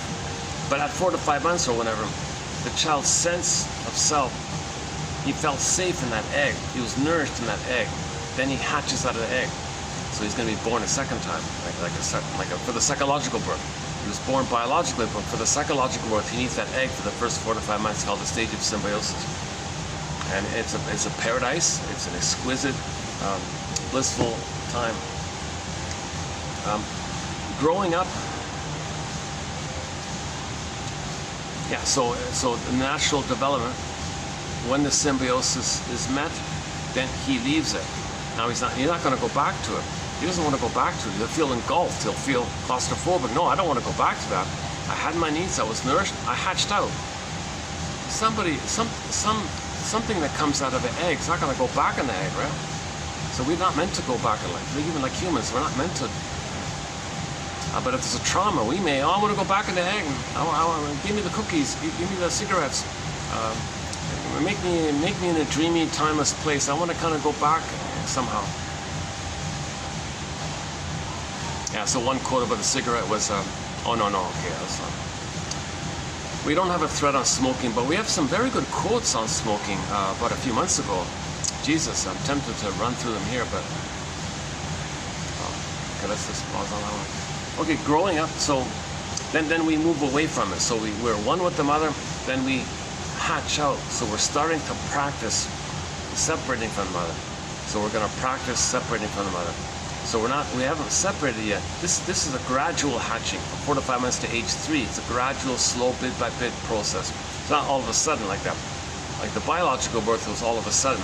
But for the psychological birth, it's gradual from 4 to 5 months to 18 months. So the first sort of phase post the egg is called, let's call it the Superman phase, where the baby, or the world is my oyster phase. He still thinks he's a little god, by the way. That's the funny thing, is that's symbiosis. He transfers to the world. So the mother's the world now, the world's the mother. Like, he's still in that symbiotic phase. It's just, he's just practicing to wean himself naturally off it. So the world is going to be like the mother. So the whole world is like the mother was his. Okay, play that obnoxious song, everybody wants to rule the world. No, nonsense. Not all babies are traumatized so early on where that song might be, what that song is in relation to, I think. So baby thinks he rules the world. He rules the mother, he owns the mother, everything's for him. So the world is his oyster from 4 to 5 months. See, when he's 4 to 5 months, he's got motor skills. He can walk, crawl, run. Superman, he's got super skills now. Like, wow, these new powerful skills. Before he was passive, helpless, dependent. Now he can walk, run, he can motor skills, he can action, he can muscles, he can move. He feels like Superman. Plus, he's still in that phase psychologically where everything belongs to him. So sometimes there might be like a little kid, like a little junior toddler, like a 9-month-old or something, running around very happily, thinks he can do everything and jump here and it's all his. He's not totally blind to reality, but he might, you know, the mother has got to allow that, just gently keep him safe. The key is don't rebuff him for it. If he does have, to whatever degree he does feel like he owns everything, everything's for him, he can play with anything, it all belongs to him, don't rebuff him for it. Just say, oh wow, child, how awesome, I see you, how wonderful you are, look at you, that's amazing. And just allow that kind of phase. Don't rebuff him for it. Don't hurt the baby and say, who do you think you are? And let him have that glorified phase. If the world is my oyster phase, let him think, yes baby, the world's your oyster, yeah. It's all yours. Really? Well, yeah. Let him. At 18 months, it'll naturally dissipate. You don't have to. See, if you traumatize him, that he's going to still search for it the rest of his life. See, if he's traumatized in that phase, he may wear exaggerated flamboyant dresses to get. Hey, everybody, look at me. My mother never saw me. I want people to look at me. They might be provocative or something. That's called the mirroring. Some people call it the mirroring phase. Okay, so we have the first oneness to the mother, then we start to psychologically develop our own individuation. We separate from the mother and individuate like that. It's a gradual process of simultaneously. They say the first part's more focused on separating from mother, and then from 18 months onwards, it's more about your individuation part. So it's all very gradual like this. The chief developmental need during the phase of symbiosis is the illusion of a satisfying sense of oneness between what in reality are two separate people. Now in reality, there's two there, mother and baby, right? But the baby needs the illusion that it's all one. So that's a problem. What if the baby doesn't get that? He may end up with the bully pattern. Like forcing lackeys to bond with him so he can control the lackey because he can feel one. The lackey is an extension of him, he thinks. Like he's still looking for that oneness. The Iago pattern, it doesn't bother anymore. Just see it damaged. You can't. There's a lot of problems take place if the baby doesn't get the symbiosis. The expression of unresolved problems of the symbiotic phase is seen in individuals who are forever. I'm being a little lazy here. I'm reading the quotes. They're sort of leaning on the ledge here by the window here. I'm not fully rested today. Sorry, I'm being a little lazy here. Sorry about that. So indulge me. The quotes are posted below if you're not, if you don't want to listen to my anxious delivery here. Again, the expression of unresolved problems in that symbiotic egg phase, psychological egg, is seen in people who are forever patterning their relationships on the search for the good, needs satisfying, ideal breast mother, yet at the same time dreading the prospect of reengulfment in symbiosis. So there's a huge issue here. He needs that oneness, but the idea of it means you're going to be engulfed. Oh my God, but you need it. Huge conflict. Huge conflict. He's going to look for it and reject it at the same time. So that's why something good comes to them, they reject it because they think they're going to be engulfed. But at the same time, they need the oneness. But the moment they get it, it's too much. They back off. So there's a real problem like that. So there's a huge schizoid dilemma of approach avoidance or something. But they'll still keep looking. Like they'll still look for the perfectness. So they'll do it. Maybe they'll focus on materialism. That's safer that way, right? Cookies and ice cream. But they won't do it with people because it's too much with people. But at the same time, they dream and long for the perfect, blissful. Is it in this quote? Yeah, it's in here. Yeah, that Don Quixote story. He had that issue. He had this dreamy, imaginary woman he's going to be one with one day. Put it aside, but that's how we dealt with it. So a fantasy, you might have a fantasy, romantic fantasy, a blissful union with the perfect partner, Miss Perfect. You make up this dreamy, perfect thing, but it's never going to happen. But that's how you're kind of dealing with the issue that you need it, but you're afraid of it. So make an imagination of it. It's not real, but you need it, and you don't have the problem of it actually happening, but you need it at the same time. So fantasy functions at this point. And of course, when there's trauma of disappointment, we replay it. So how does somebody replay lost symbiosis? Of course the cookies do it. The sugar, salt, and fat may trick your brain to send you serotonin, a level of which you would have perceived if you were loved by the mother. So you get that serotonin like that. It's going to be disappointed. So you look for it, it's disappointed. Now what if magically the cookie could morph into the good? You might freak out. You spit it out. You couldn't do it. So it doesn't. It's not even. We don't even need to talk about it.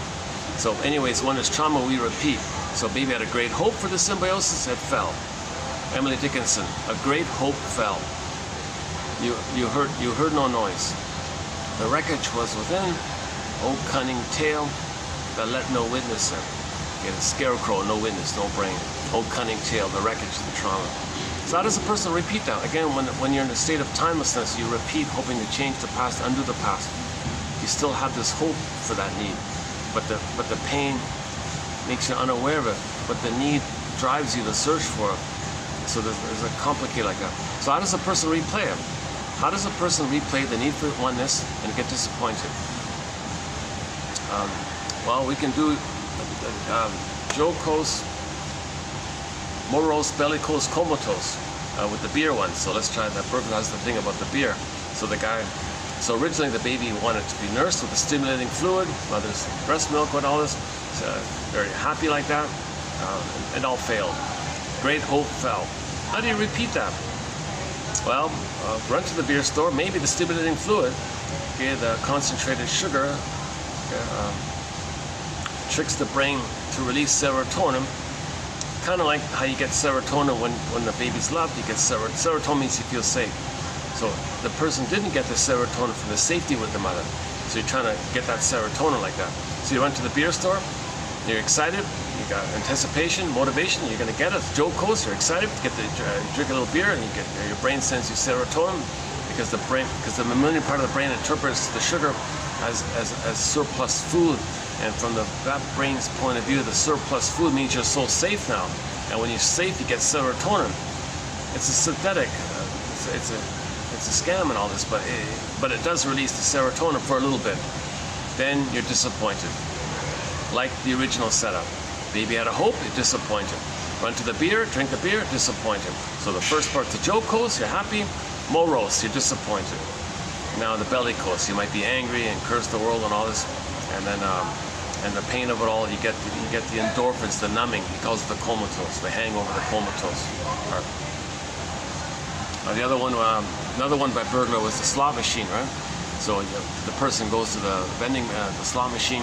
There's a promise there. Oh, you may win the jackpot. You may put money in. You might get this jackpot. See, big hope, right? Put money in, little hope, pull the lever and all this. Click, click, click. Disappointed. He did it. You repeated it. You had this great hope. The slot machine was symbolic, refusing mother, cold, refusing, promising, alluring. Those machines are alluring and promising, bright lights, alluring, you could win, alluring. The mother, the baby had that alluring, promising, rejected. How do you repeat that? Go to the slot machine, alluring, promising, great hope, put the money in, click, click, click, rejected. So you're just repeating it like that. So you're looking for the good experience with the mother, and it's disappointed. So you're looking at disappointed. You look disappointed. Look disappointed. So that's the thing. So we may spend our lives in that kind of mode like that. Janov says, it's the death of unreal hope that's the birth of new life. The moment you recognize that, now your life force can be for yourself. That's the new life coming back to you. He says you got to get to the point of saying to yourself something to the effect of, what did he say? You didn't get that mother's love. You're not going to get it. Admit it. You were betrayed. She failed. She failed you. She betrayed you. She exploited you. She used you. Oh, cunning tale. You didn't get it. You're not going to get it. The truth will upset you free. So you can either like falsely still try to get it. Nonsense. Nothing in the present can be the needed good maternal experience back in the nursery. No time machines, no morphing machines. Can't change the past. So the idea is to mourn the loss. Admit it. Admit that you didn't get it. Admit that you didn't get it. Like that's the grief that you got to feel safe with somebody to. When you feel safe enough with somebody, when you're talking like this, then your identity appears and sadness comes on the console, and you can differentiate and have and that's the healing journey called the working through process, where you unblend from the abusive mother because you're admitting the truth, so you're unblending from her. You're not in this target of a negative. See, although when they say they're searching for symbiosis, they mean the positive symbiosis. What they don't say here is the baby's stuck in a negative symbiosis. They want a positive symbiosis. That's what they mean, huh?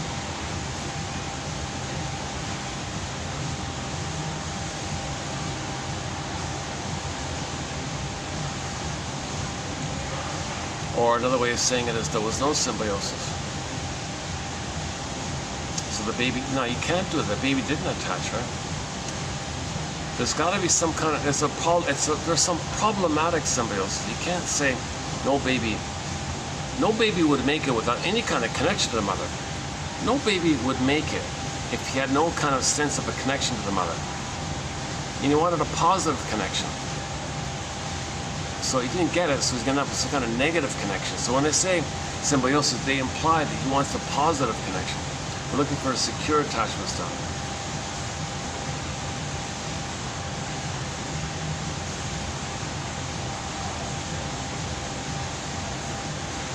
Okay, I think the key point here is the expression of unresolved problems of the symbiotic phase is seen in those who are forever patterning their relationships on the search for this blissful reunion with a good, perfect breast mother experience, at the same time dreading the prospect that, wait a minute, you can't go back in there, it's too claustrophobic like that.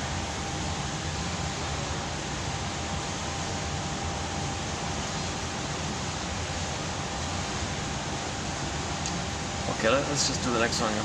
To the extent that the mothering one provides an atmosphere in which the child experiences illusion and optimal disillusion at the phase of appropriate junctions, normal growth and development occur. When there is maternal misattunement to the child's need for illusion and disillusionment, the conditions are set for pathological outcomes that usually carry over into adulthood. Okay, it's just a vocabulary thing here. To the extent that the mother provides the child with the needed illusion, and there'll be a natural disillusion appropriately.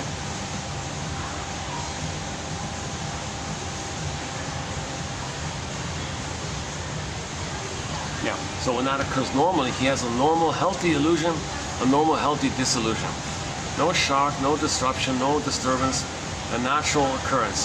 He has a healthy illusion that he's in Shambhala, Shangri-La, and it naturally dissolves. Oh no, he's on planet Earth and all this. But when the mother's misattuned and malattuned, okay, then you get problems that can carry on to life. Okay, here's the Don Juan one. Don Quixote preserves his grandiose illusions. His sense of well-being is also fueled by his amorous connection with his imaginary what's her name? The Lucina del Toboso, is that right? Whom he idealizes and places on a pedestal.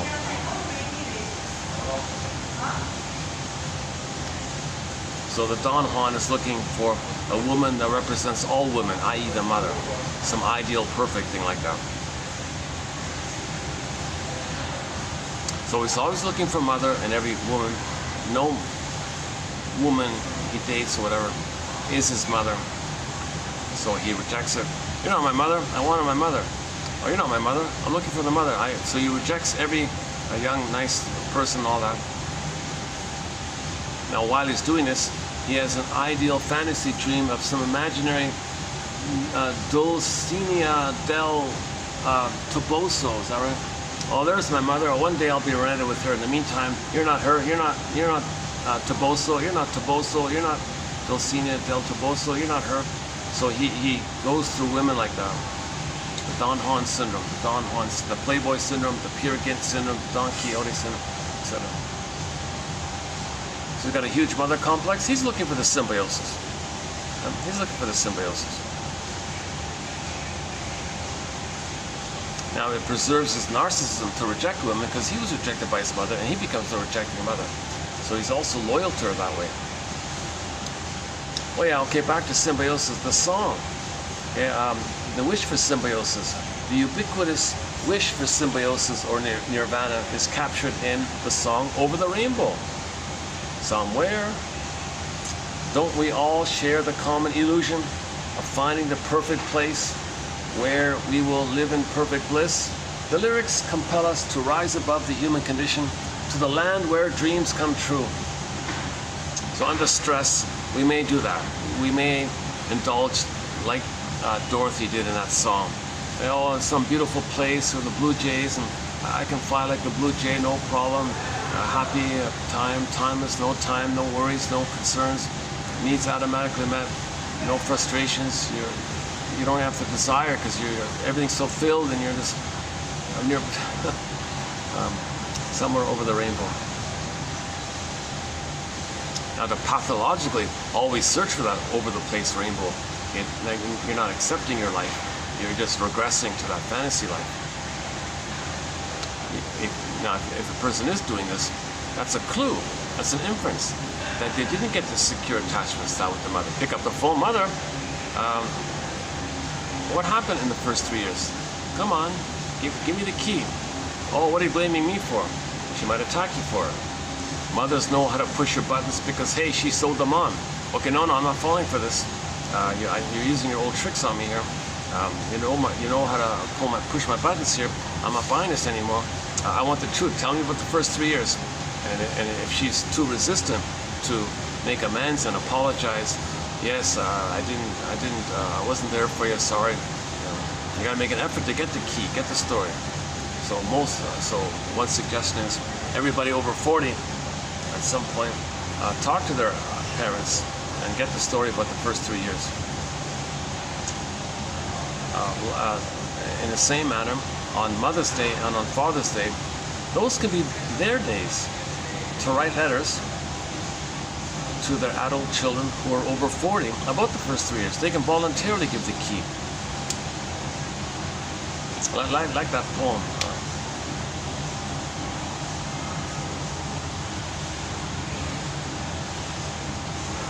I forgot the lyrics to the song. Somewhere over the rainbow. Oh, jeez, eh? Everything's perfect and blissful, right? I remember the Blue Jays are in there. The Blue Jays are flying. The bluebird of happiness is within, right? Okay, next one here. The if-only fantasy is, at its core, a product. The if-only fantasy is, at its core, a product of incomplete mourning over the loss of the all-good mother of symbiosis.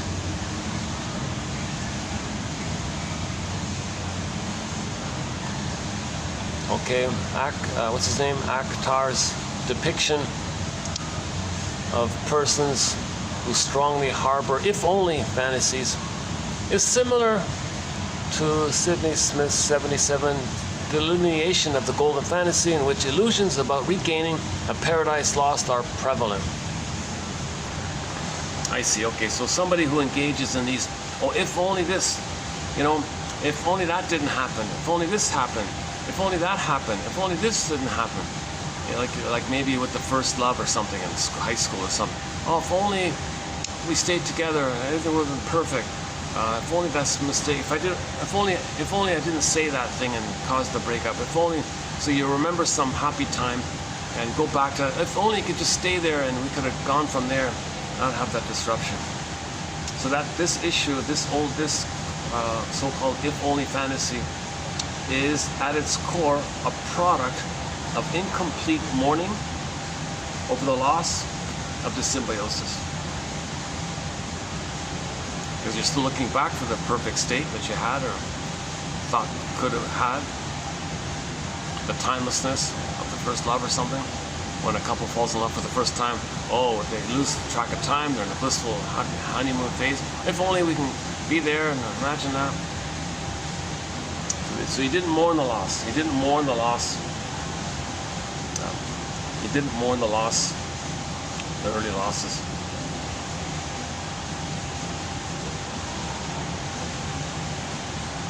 Okay, next, a couple on transference, right? Transference, so you transfer the past to the present. Okay, you see the present as a replay of the past, so you transfer the past to the present. Transference expectations may be excessive and contribute to the formation of an intense idealization of the therapist, which may later on be followed by an equally intense disillusionment. This type of idealization is generated by unfulfilled yearnings that must be mourned and should be distinguished from forms of idealization of the analyst as a defense against anger and devaluation. Clients with developmental deficits are particularly prone to form idealizing transfers.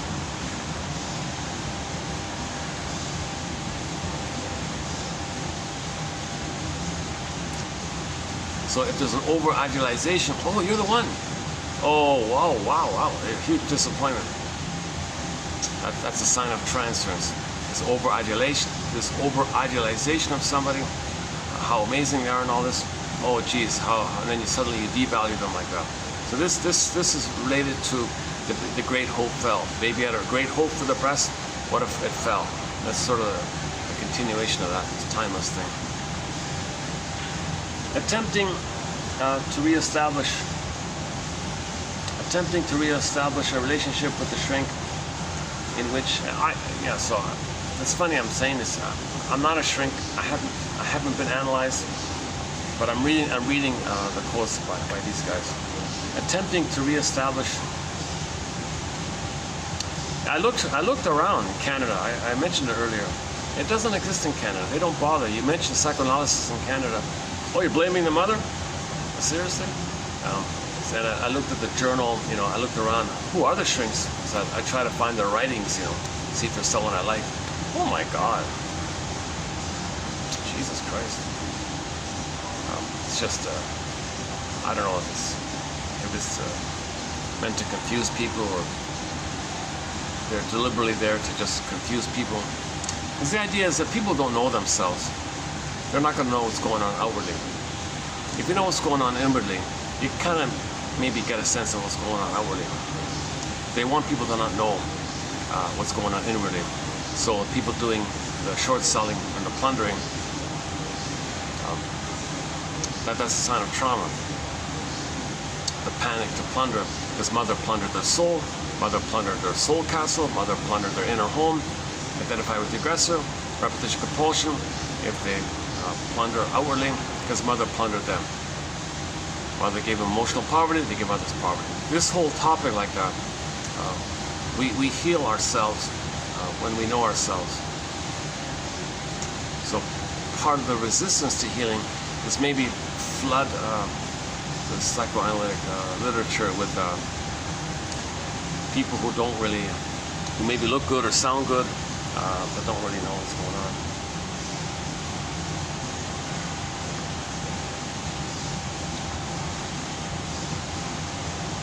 Yeah, so I guess I had a hope. Plus, you can't even reach them. Like they don't return your emails or anything, so you can't even get a reply from them. Or they don't return your message or something. The odd occasional one, you want to find out. Like I was willing to move to another city to do the analytic work, right? My conclusion was it's not really there in Canada. For some reason, it's not really thriving in Canada. It's just it's some abstract philosophical sidebar by some people who are narcissistic themselves. Now, on their end, they're trying to heal on their end. I get that. But I don't think it's mature. I don't think there's really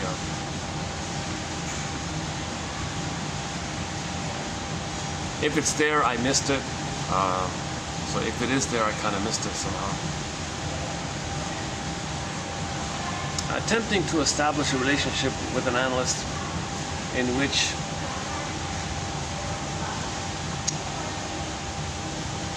they are overly gratified. Okay, the Blancs, 1986, highlight this as a common form of transference in which they refer to as understructured personalities.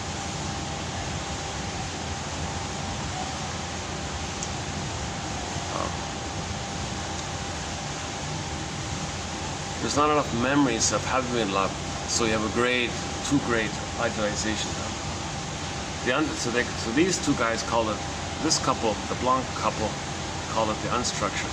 The unstructured client, who was overindulged, presents an attitude of entitlement,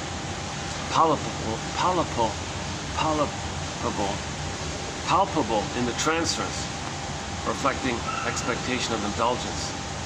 Okay. There was, one might say, too much. Okay, so it's also harmful if the mother's too smothering, too indulging, too controlling, does everything for the child, too giving, maybe it's too much like this. So maybe the client later on thinks, oh, the therapist is supposed to do a lot, like my parents did a lot, maybe something like that. Hang on, let's continue. There was, these unstructured personalities are seeking to replicate early object experience by attempting to fit the therapist into the predetermined slot of an omnipotent part of the self that never says no to itself.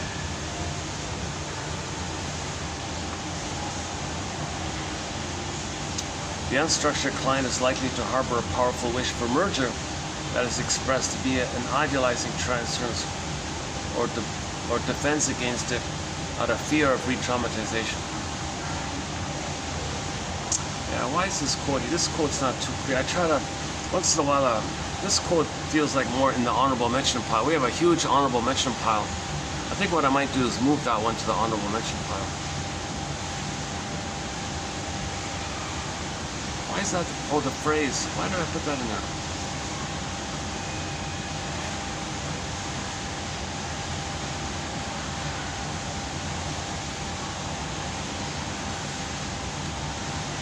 So we have a blueprint of self and other based on the original experience, and you try to fit people into these blueprint, these slots like that.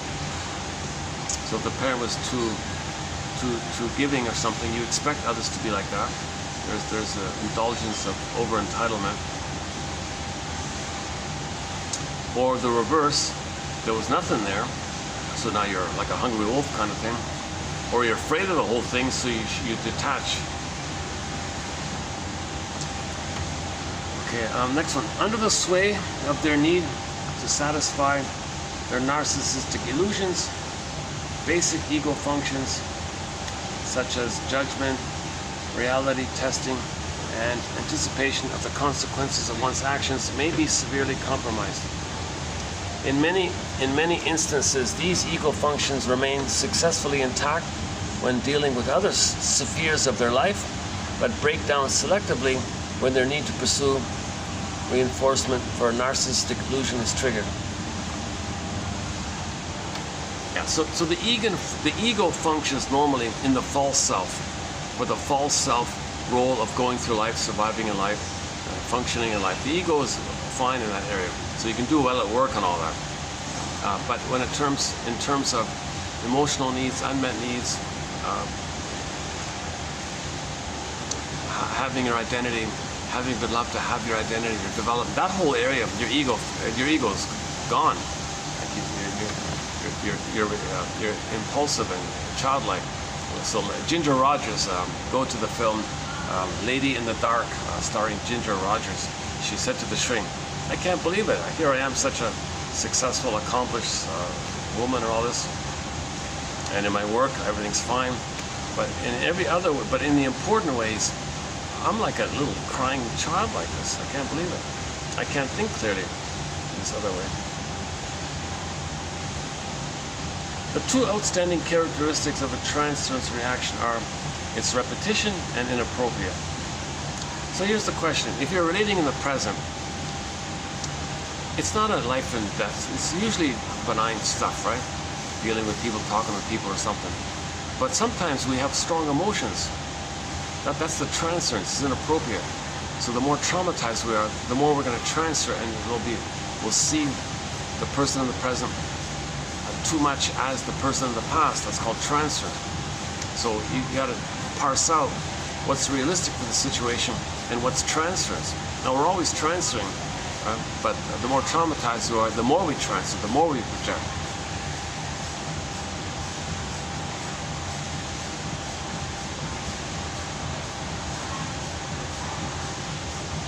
Okay, my favorite one is this one here. Anna Ornstein, 1995. The curative fantasy.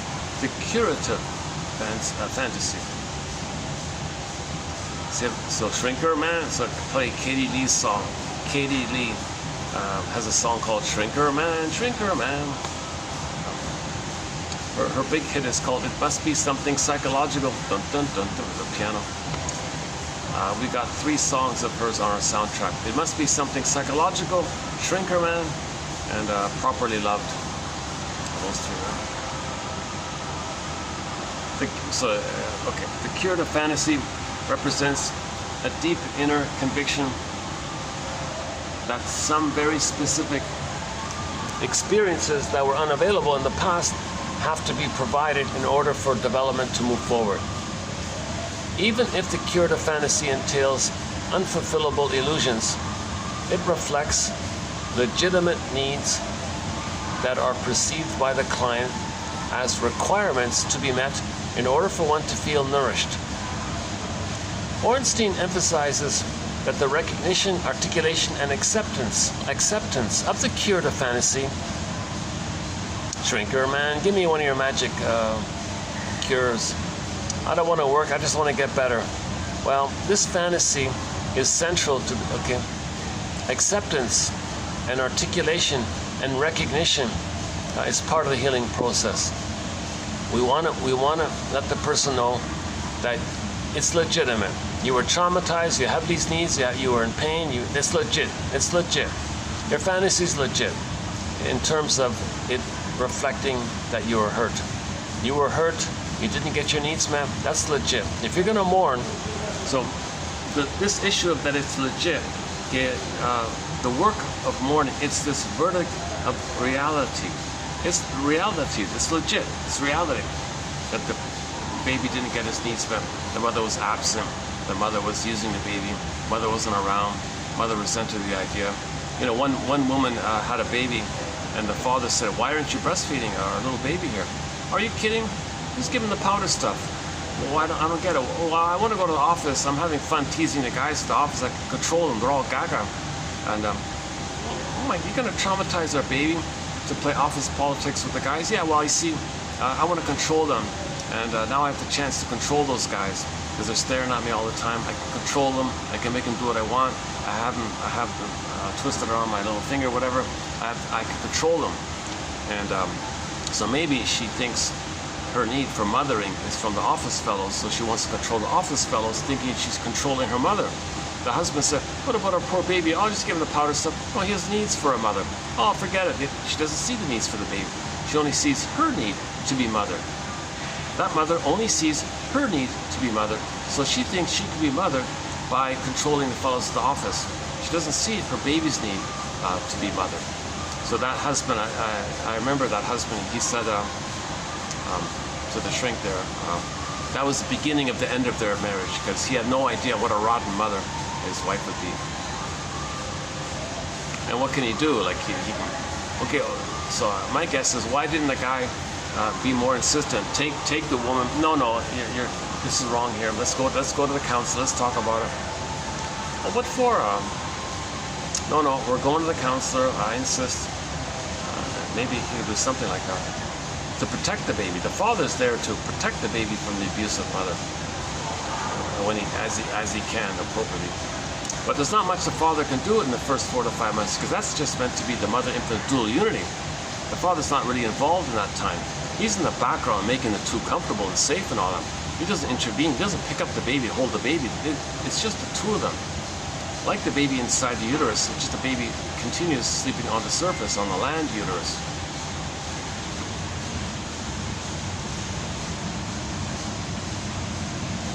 Thus, the emphasis here is on the acknowledgement of the legitimacy of the client's wished for, unmet early experiences, while at the same time mourning and accepting its unattainability. The client's cure to fantasies, no matter how infantile, are accepted as a legitimate insistence. Yeah, this is the empathy that we're overlooking. These wishful fantasies and all this, the underlying need that wasn't met, that's legit. Get to that place where you can say to yourself, that's legit. And then you can mourn when you do that. It's time. Okay, oh, my 2 hours is up.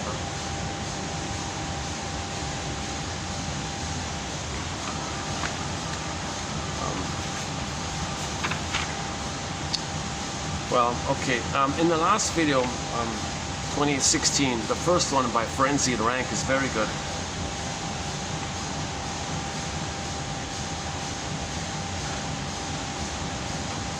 And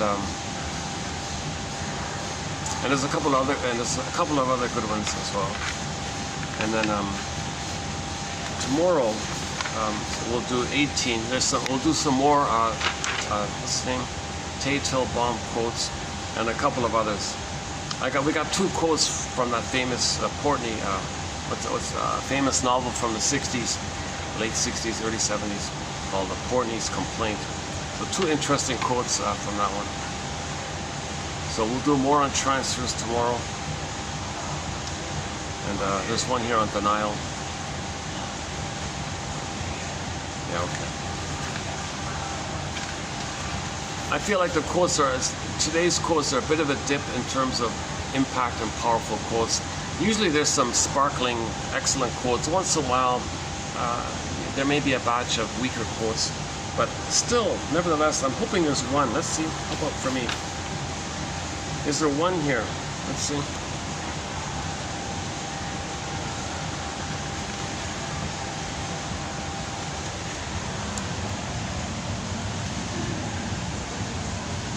You know what, actually this last one here, the 2 outstanding characteristics of a transference are, it is a repetition and it's inappropriate.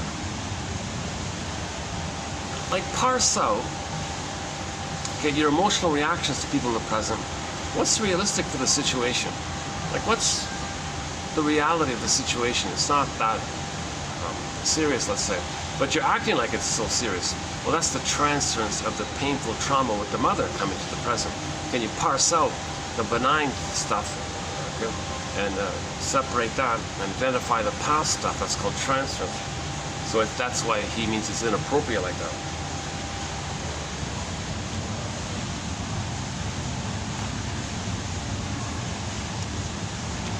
Yeah, okay, this if only fantasy is okay. The Don Quixote one, the Don Juan one is okay. Over the Rainbow, yeah, that's okay.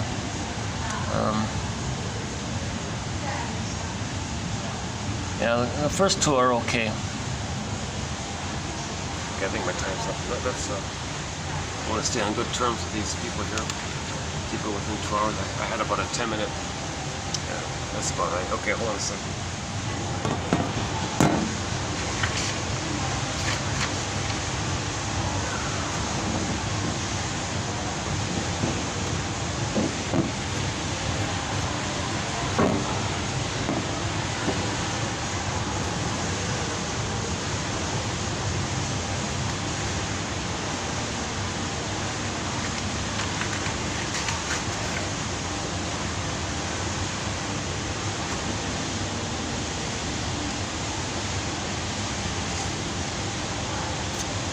So by the way, for the price of half a coffee, one can get this encyclopedia.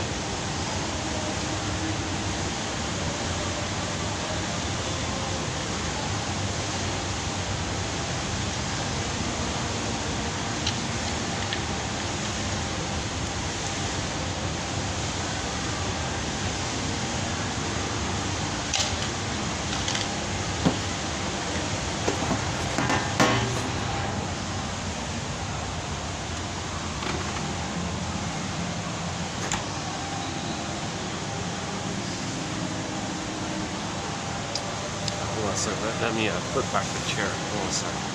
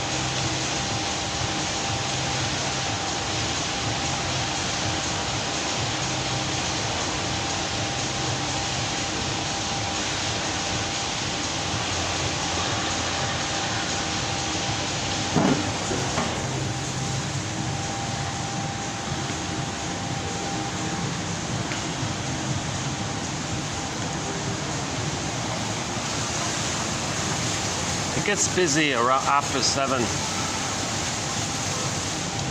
It's gonna start. Let's see, what is 6 something, right? What is it now? 6:04.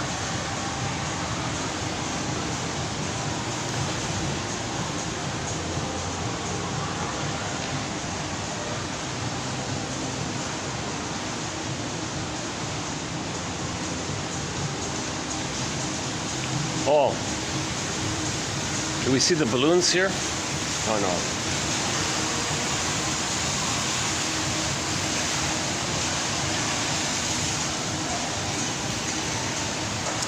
I'll just I'll close this video up in a few minutes. Let's go to the outdoor park, and I've got about 5 minutes out there, and I'll close up the video. I'm having really an off day today, so I don't feel too energized today.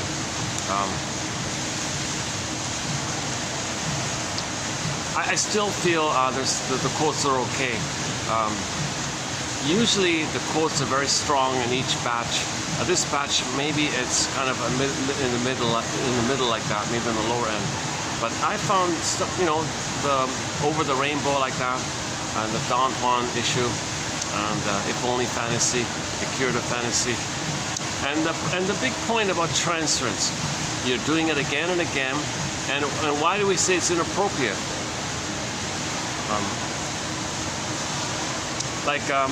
Like usually, if you're trying to please people all the time, okay, and it's over the top, that's like a childlike issue. So you're transferring the good parent, the need for the good parent. That's inappropriate, like that, right? But if somebody says a benign thing to you, like if the clerk says, you know, would you like a plastic, you know, a bag or whatever, paper or plastic or whatever? Are you a member? Some benign little routine like that, and you get angry like this. Well, that's a negative transference. You're seeing the demanding mother on the poor cashier. Like if you get angry by the cashier's question, are you a member, sir, or something?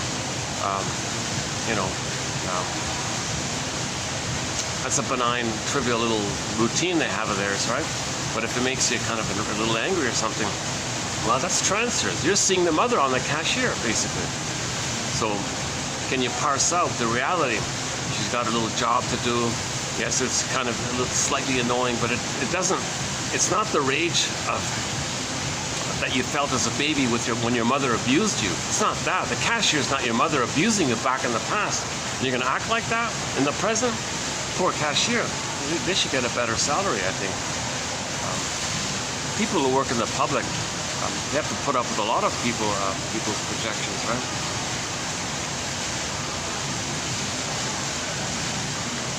So this issue of transference. So the general consensus, we're always transferring. We've all been influenced by our past, so that's obviously a part of us, kind of thing. But a reality ego puts things. A reality ego is such that you can relate in the present, normally, realistically, and not see somebody in the present as your abusive, clinging, demanding, whining mother, okay? Or your need for a good mother, your fantasy need for a good mother. So you idealize them. Can you be the good mother? Can you compensate, be the perfect mother? Then, oh, you're amazing, you're the one, you're perfect, oh, how great you are. So you have a compensation fantasy of the need for a perfect mother because you didn't get a good mother. So you have a compensation fantasy of wanting a good mother. So that's also transference. The other person's going, whoa, why are you showering me with these wild compliments and flattering statements? Okay, that's also transference, right? There'll be disillusionment, of course.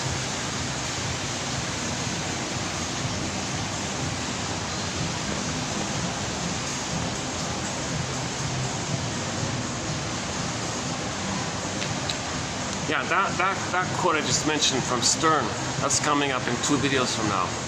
So the next video, I've got it already lined up. And I got 2019 sort of in the works. And there's some good quotes in there by a guy named Stern. Yeah, Herbert, is it Herbert or something?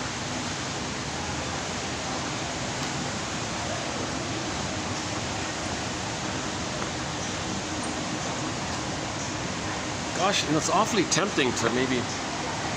These guys aren't too busy, right? This restaurant. Maybe it's too expensive. Like, I'm tempted just to kind of maybe sit right there. But then you got a whole group there, right? They might not like it if I sat there for a long time. This is a whole new territory for me to do these things in malls. This is my 3rd time to do a video in a mall, you know.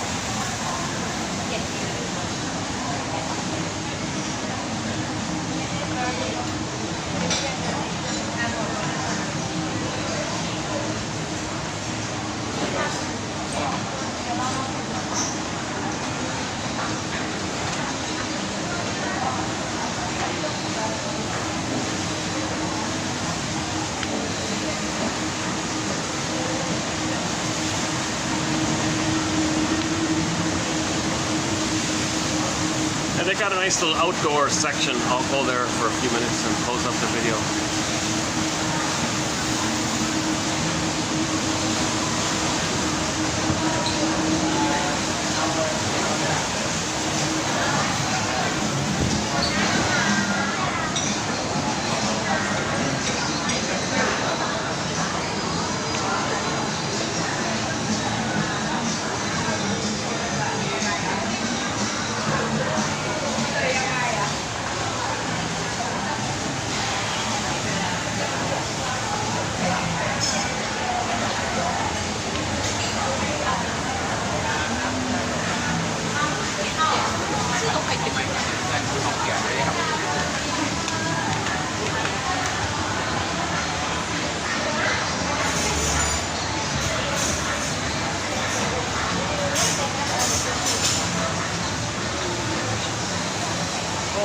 see it?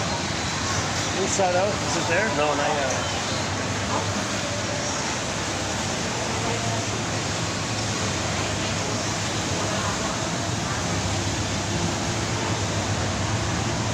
Yeah, there's a movie thing here in this area.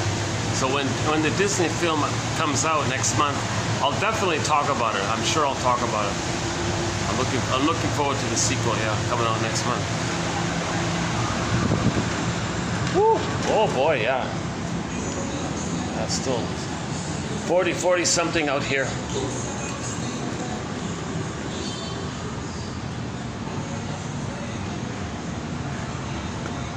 Yeah, Sinner. No, that's not it.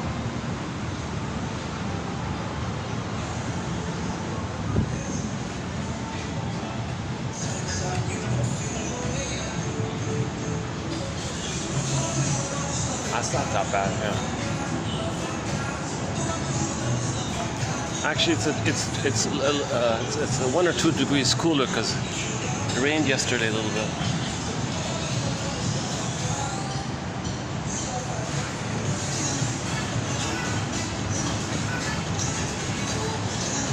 Ends up here. I was here yesterday, this very spot, yeah. Oh, who cares?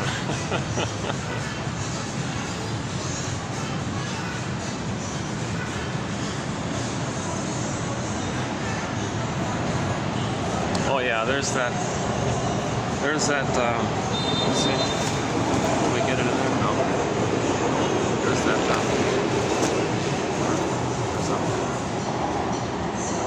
now those sky trains that pass by, I have a fantasy that there could be an ad on the sky train. For the love of narrative medicine. www.buymeacoffee.com/psychoanalysis. Be your own narrative medicine practitioner. Be your own story doctor. For the love of narrative medicine. They got these kind of bird things here. Here's okay for a bit. Yeah, okay, let's sit here. Yeah, any final thoughts here? Yeah. That's not bad, the little venue, right? It's not perfect, but it's not bad. I've been struggling with doing these outdoors in the parks and all this. It's a nice little break, actually.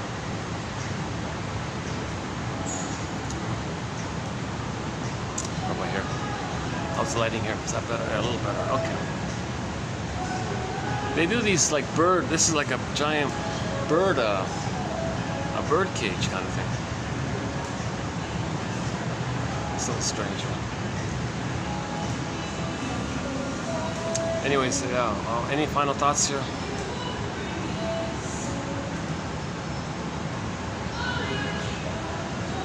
Yeah, so Stern was saying, are your transference more in the area of somebody saying some benign little thing and you're angry? That's a negative, that's means you're angry at your mother, basically. You have unresolved trauma with the mother. If you fly off the handle when someone asks you a simple little question like that, right? Or do you tend to over-idealize in this compensation fantasy that somebody can be the amazing one? Well, those were his 2 main examples of trans. There's other examples. Transference lets us know of the unresolved struggle with the mother in the past, how we felt in the past. Transference communicates of what's going on inside, what we're dealing with. If we can put a story and be conscious of what we're dealing with, then we validate and see and accept it, metabolize, process, acknowledge. At some point, okay, the catcher's mitt, the ball, catch the ball. Okay, life force can be for the present. Hans Lowell calls it, you want to lay the ghost to rest. You want to capture the past, give it a time and a place, designate the past and give it a time and a place. So you need narrative medicine to do that. Understanding your parents' story, why she did what she did. So now you're kind of capturing it and you're grieving around it and you're admitting it. The truth will upset you free. Then you lay the ghost to rest. Then your life force is free for the present, emotional freedom. That's what Bruce Springsteen would say. Oh yeah, so Bruce Springsteen, Independence Day, Toronto on YouTube. The intro he gives, that was yesterday's mission. I I won't do any missions in this video here, but well, your mission, should you choose to accept it, is to follow Robert Bly's advice and read psychology, the study of the soul, for 10 minutes a day. Robert Bly says, yeah, so he does the famous bag metaphor, right? So by the age of 5, we put so much of our authentic self, our golden ball, our feelings, our potential, who we'd be had we been loved, all our gifts and treasures, like so much gets put in this bag. In the bag, it's behind you, dark shadow, metaphor of the shadow. Don't see it, unknown, but it's you, it's in there. We drag this bag behind us all of our lives, and we spend the rest of our lives trying to get it back. Look in. So we need a lantern to look in and get it back, reclaim, re-own, re-synthesize, re-accept, reclaim, and that's healing and wholeness and healing and wholeness. So we put it in, want to get it back. Golden ball went down the well, want to get it back. That's the hero's journey of midlife, basically. First, you got to recognize that there is a lost golden ball. That's the first part. Because when you don't recognize it, you're doing outside in, not knowingly, repeating what happened, trying to change the past. And you're not aware, that your survival brain is co-opting your mind to do its spinning kind of thing. And what does the survival brain want? Well, it wants to repeat what happened, still in the place of timelessness, wanting the proper outcome, wanting mother to provide the love, wanting mother to do her job as a mother. And that's what it wants. So it looks unreasonable. So the third brain creates rationalizations and excuses to camouflage it. But underneath the camouflage, shall I compare thee to an onion, is this unconscious motivation. So everything's love or a cry for love. So we're kind of crying for love, we're expressing our anger and not getting love, and we're cloaking it over with excuses and things. And the excuses make us unaware of what we're doing. That's another part. Oh boy, I'm baking here already, guys. Look at that. Look at that. I'm barely 5 minutes. I'm drenched in sweat already. This is an odd good time, right now, right? Like before the crowds come in. Yeah, I noticed yesterday around when I was leaving, it was like around 7 to 8. I think it's the busiest, I think. That's funny. I sort of ignored this. Like I don't really hang out much at malls, and I just, after all this time, I realized I could have been doing videos up there. That's okay. I'm glad to find new venues. I feel like a little dopamine, a little chase. Oh, it's something new. So my unconscious hope is to find a secure place that supports me. So the dopamine is like when you're finding something. You feel excited, and then you feel you got something new. So now there's a promise that this new thing can meet my needs. Well, what are my needs? Well, a safe place where I can communicate, have my voice, and learn. Dopamine for the chase, serotonin from the catch. Another topic, yeah.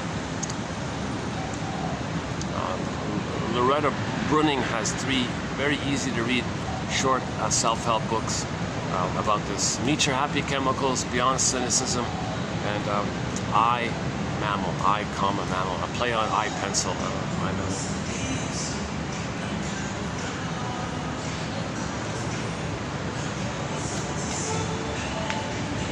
Let's see. Let's get a breeze. Oh, here's a breeze. All right, let's get some breeze here.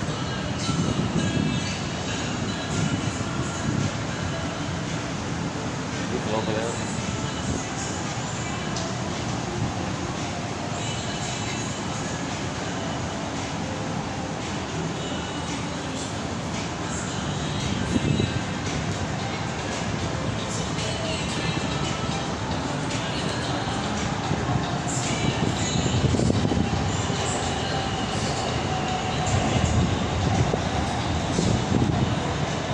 Yeah, the truth is 16, 17, and 18, these 3 that we're doing, these are all kind of loose and miscellaneous quotes I've had lingering while I was doing the other stuff before. BPD, anxiety, Janoff's material, Henry Hart's one-liners.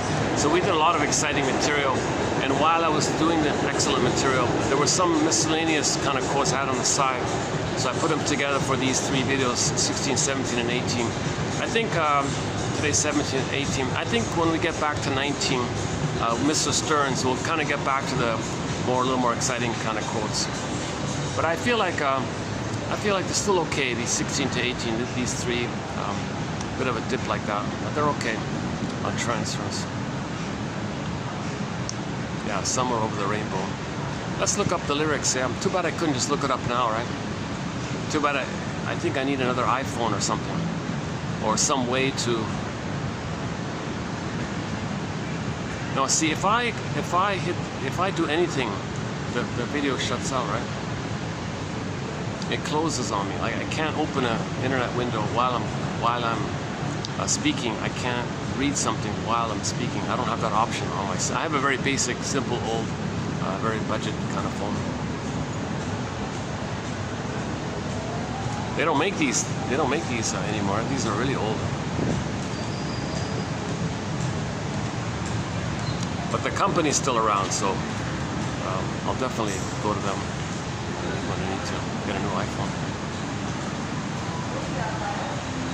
How about here?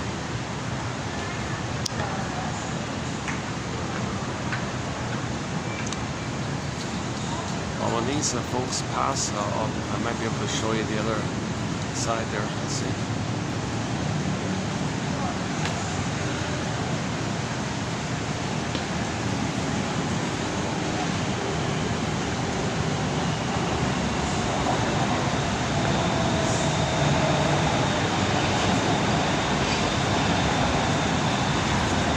Yeah, there's the park. Yeah, I did two. What did I do? Three? I think I did 4 videos in that park. I did 4 videos in that park. Can you believe it?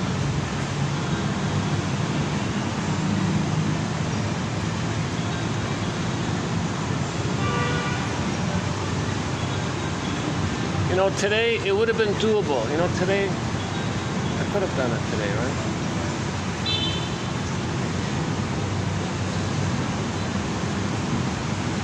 Okay, when I'm feeling refreshed and when I'm feeling a little stronger, I'll come out and do the whole, bring the chair and everything, bring the ice. It's more preparation, you know, when you, it's like preparing for a picnic almost. You got to prepare stuff.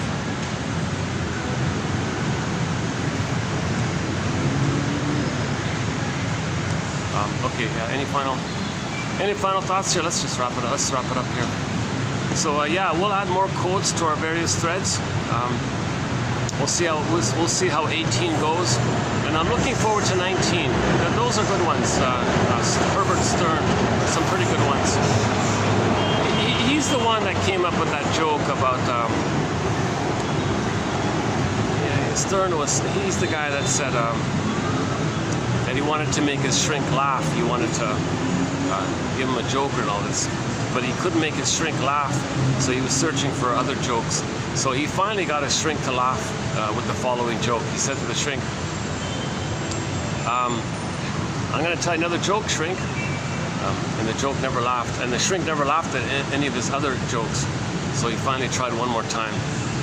He said, yeah, one day there was like a homeless guy or something who saw a wealthy man pass by, a well-dressed man passing by, and the homeless man said, "Hey, sir, do you think you could spare a quarter for a cup of coffee for little old me here?" And the wealthy man said, he paused and said, "Hey, wait a minute, I gave you a quarter an hour ago. Mister, stop living in the past. Be here now. Enjoy, it's the present. You're dwelling in the past. You're lingering in the past. You're just living in the past. You're living in. Be here now. Enjoy the present. It's the present." Apparently, Stern said when he was a client, he made his shrink laugh at that one, because shrinks are always dealing with the issue of time and timelessness and living in the past, dwelling in the past. Yeah, we have a good thread. Oops, we have a good thread. Oh, jeez.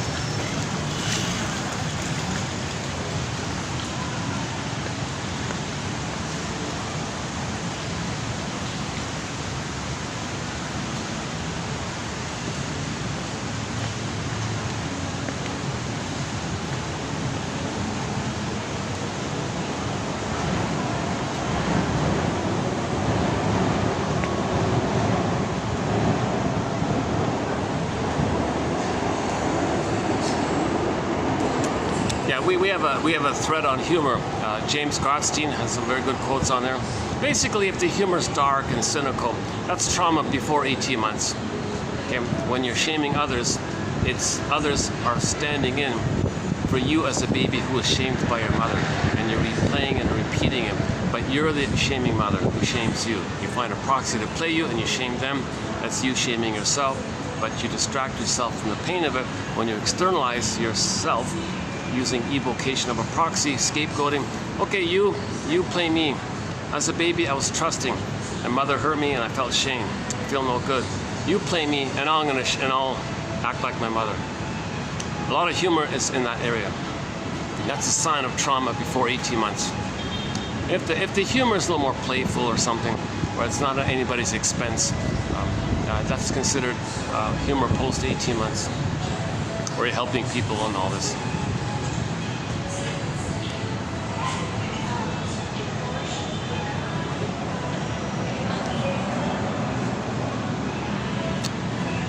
Maybe a little bit like that one by the Steve Behrman one. The lady asked him, Mr. Behrman, are you an evolutionist or a creationist? Like either or. Come on, which is it? Either or. With me or against either?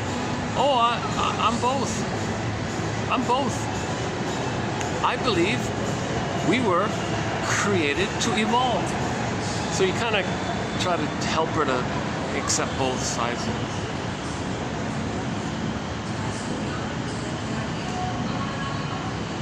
I'll put this cute little one here. Oh, interesting backdrop. Yeah, look at that, eh? Interesting backdrop. Yeah. No, I'm not on a spaceship. Those are just lights. Looks like I'm on a spaceship, huh? Oh, this thing. How's this thing? Here's one of these little mini bird things. Jeez, is that what it feels like to be a bird?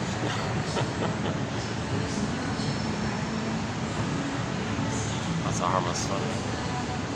Oh, lovebird. Oh, I see. Maybe the idea is that lovebirds, couples can hang out in these lovebird things. It's okay.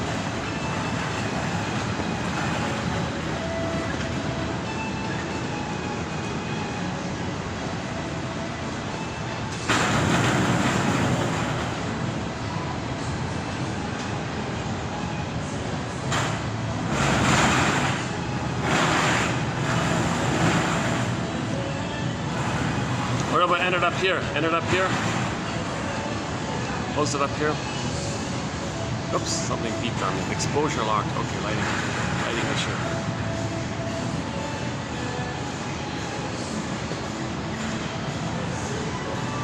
Yeah, okay, let's end it up here. So any final thoughts here? Okay, so for a discussion, for a brief discussion, there's a bird. I don't know if you can see him. Speaking of birds, there's a bird on a branch there. Can we get him in? Let's see. I don't know if you can see him, but sort of are we getting him in? Let's see.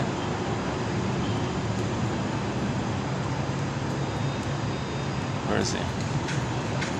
Oh, there. Okay, there's another one. Oh, there's two of them. Oh, there's one on the ledge there, and there's one sort of in the tree. Let's just go with the ledge one. Oh, he's gone. Oh, he's gonna fly off. All right. Probably could blend it in with the branches. Yeah. Any final thoughts here? Yeah. Oh yeah. So for a brief discussion, I did a brief discussion of the Disney film Inside Out. If you want to check out that. So we talked about anxiety and boredom. Interesting theory about the boredom. Okay, anxiety with the oral trauma and the baby teeth, and envy, embarrassment. Interesting discussion. I thought not bad, yeah. But one of the most important points I think no one's going to point out is that when Joy in the trailer said sadness is in the house, she was happy. Hooray, sadness is here. In the first film, Joy, the ego, rejected sadness. Remember, you put a circle there, push the toe, you stay there, keep it to yourself. I don't want, I can't accept you. But in the sequel, she learned the importance of sadness. If you have sadness, that means you have an identity. Hooray for sadness, because it means hooray for an identity. So hooray, sadness is in the house, the ego. Sometimes the metaphor of the house, the psyche is the house, the ego. so we have a connection to ourselves. What about up here?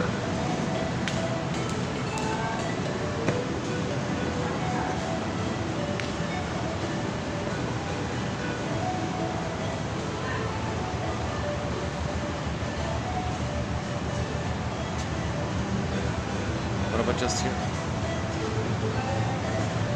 Wrap it up here, maybe? Any final thoughts? Yeah, so, okay, a lot of the points covered in the Disney film Inside Out, I don't hear anybody coming even close to what we're talking about. Oral trauma, oral greed, envy, boredom, okay, and then even the two groupings of emotions, joy and sadness for the embodiment, and fear and anger for the survival brain.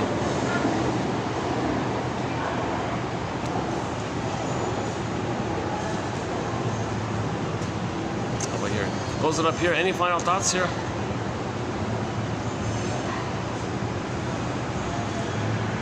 Yeah, I think today's Thursday, right? I'm not going to come here Friday, Saturday, Sunday. It's going to be swamped. Let's see, what is it? Oh, hang on. Oh, the battery. 1%. Okay, I'll see you in the next video.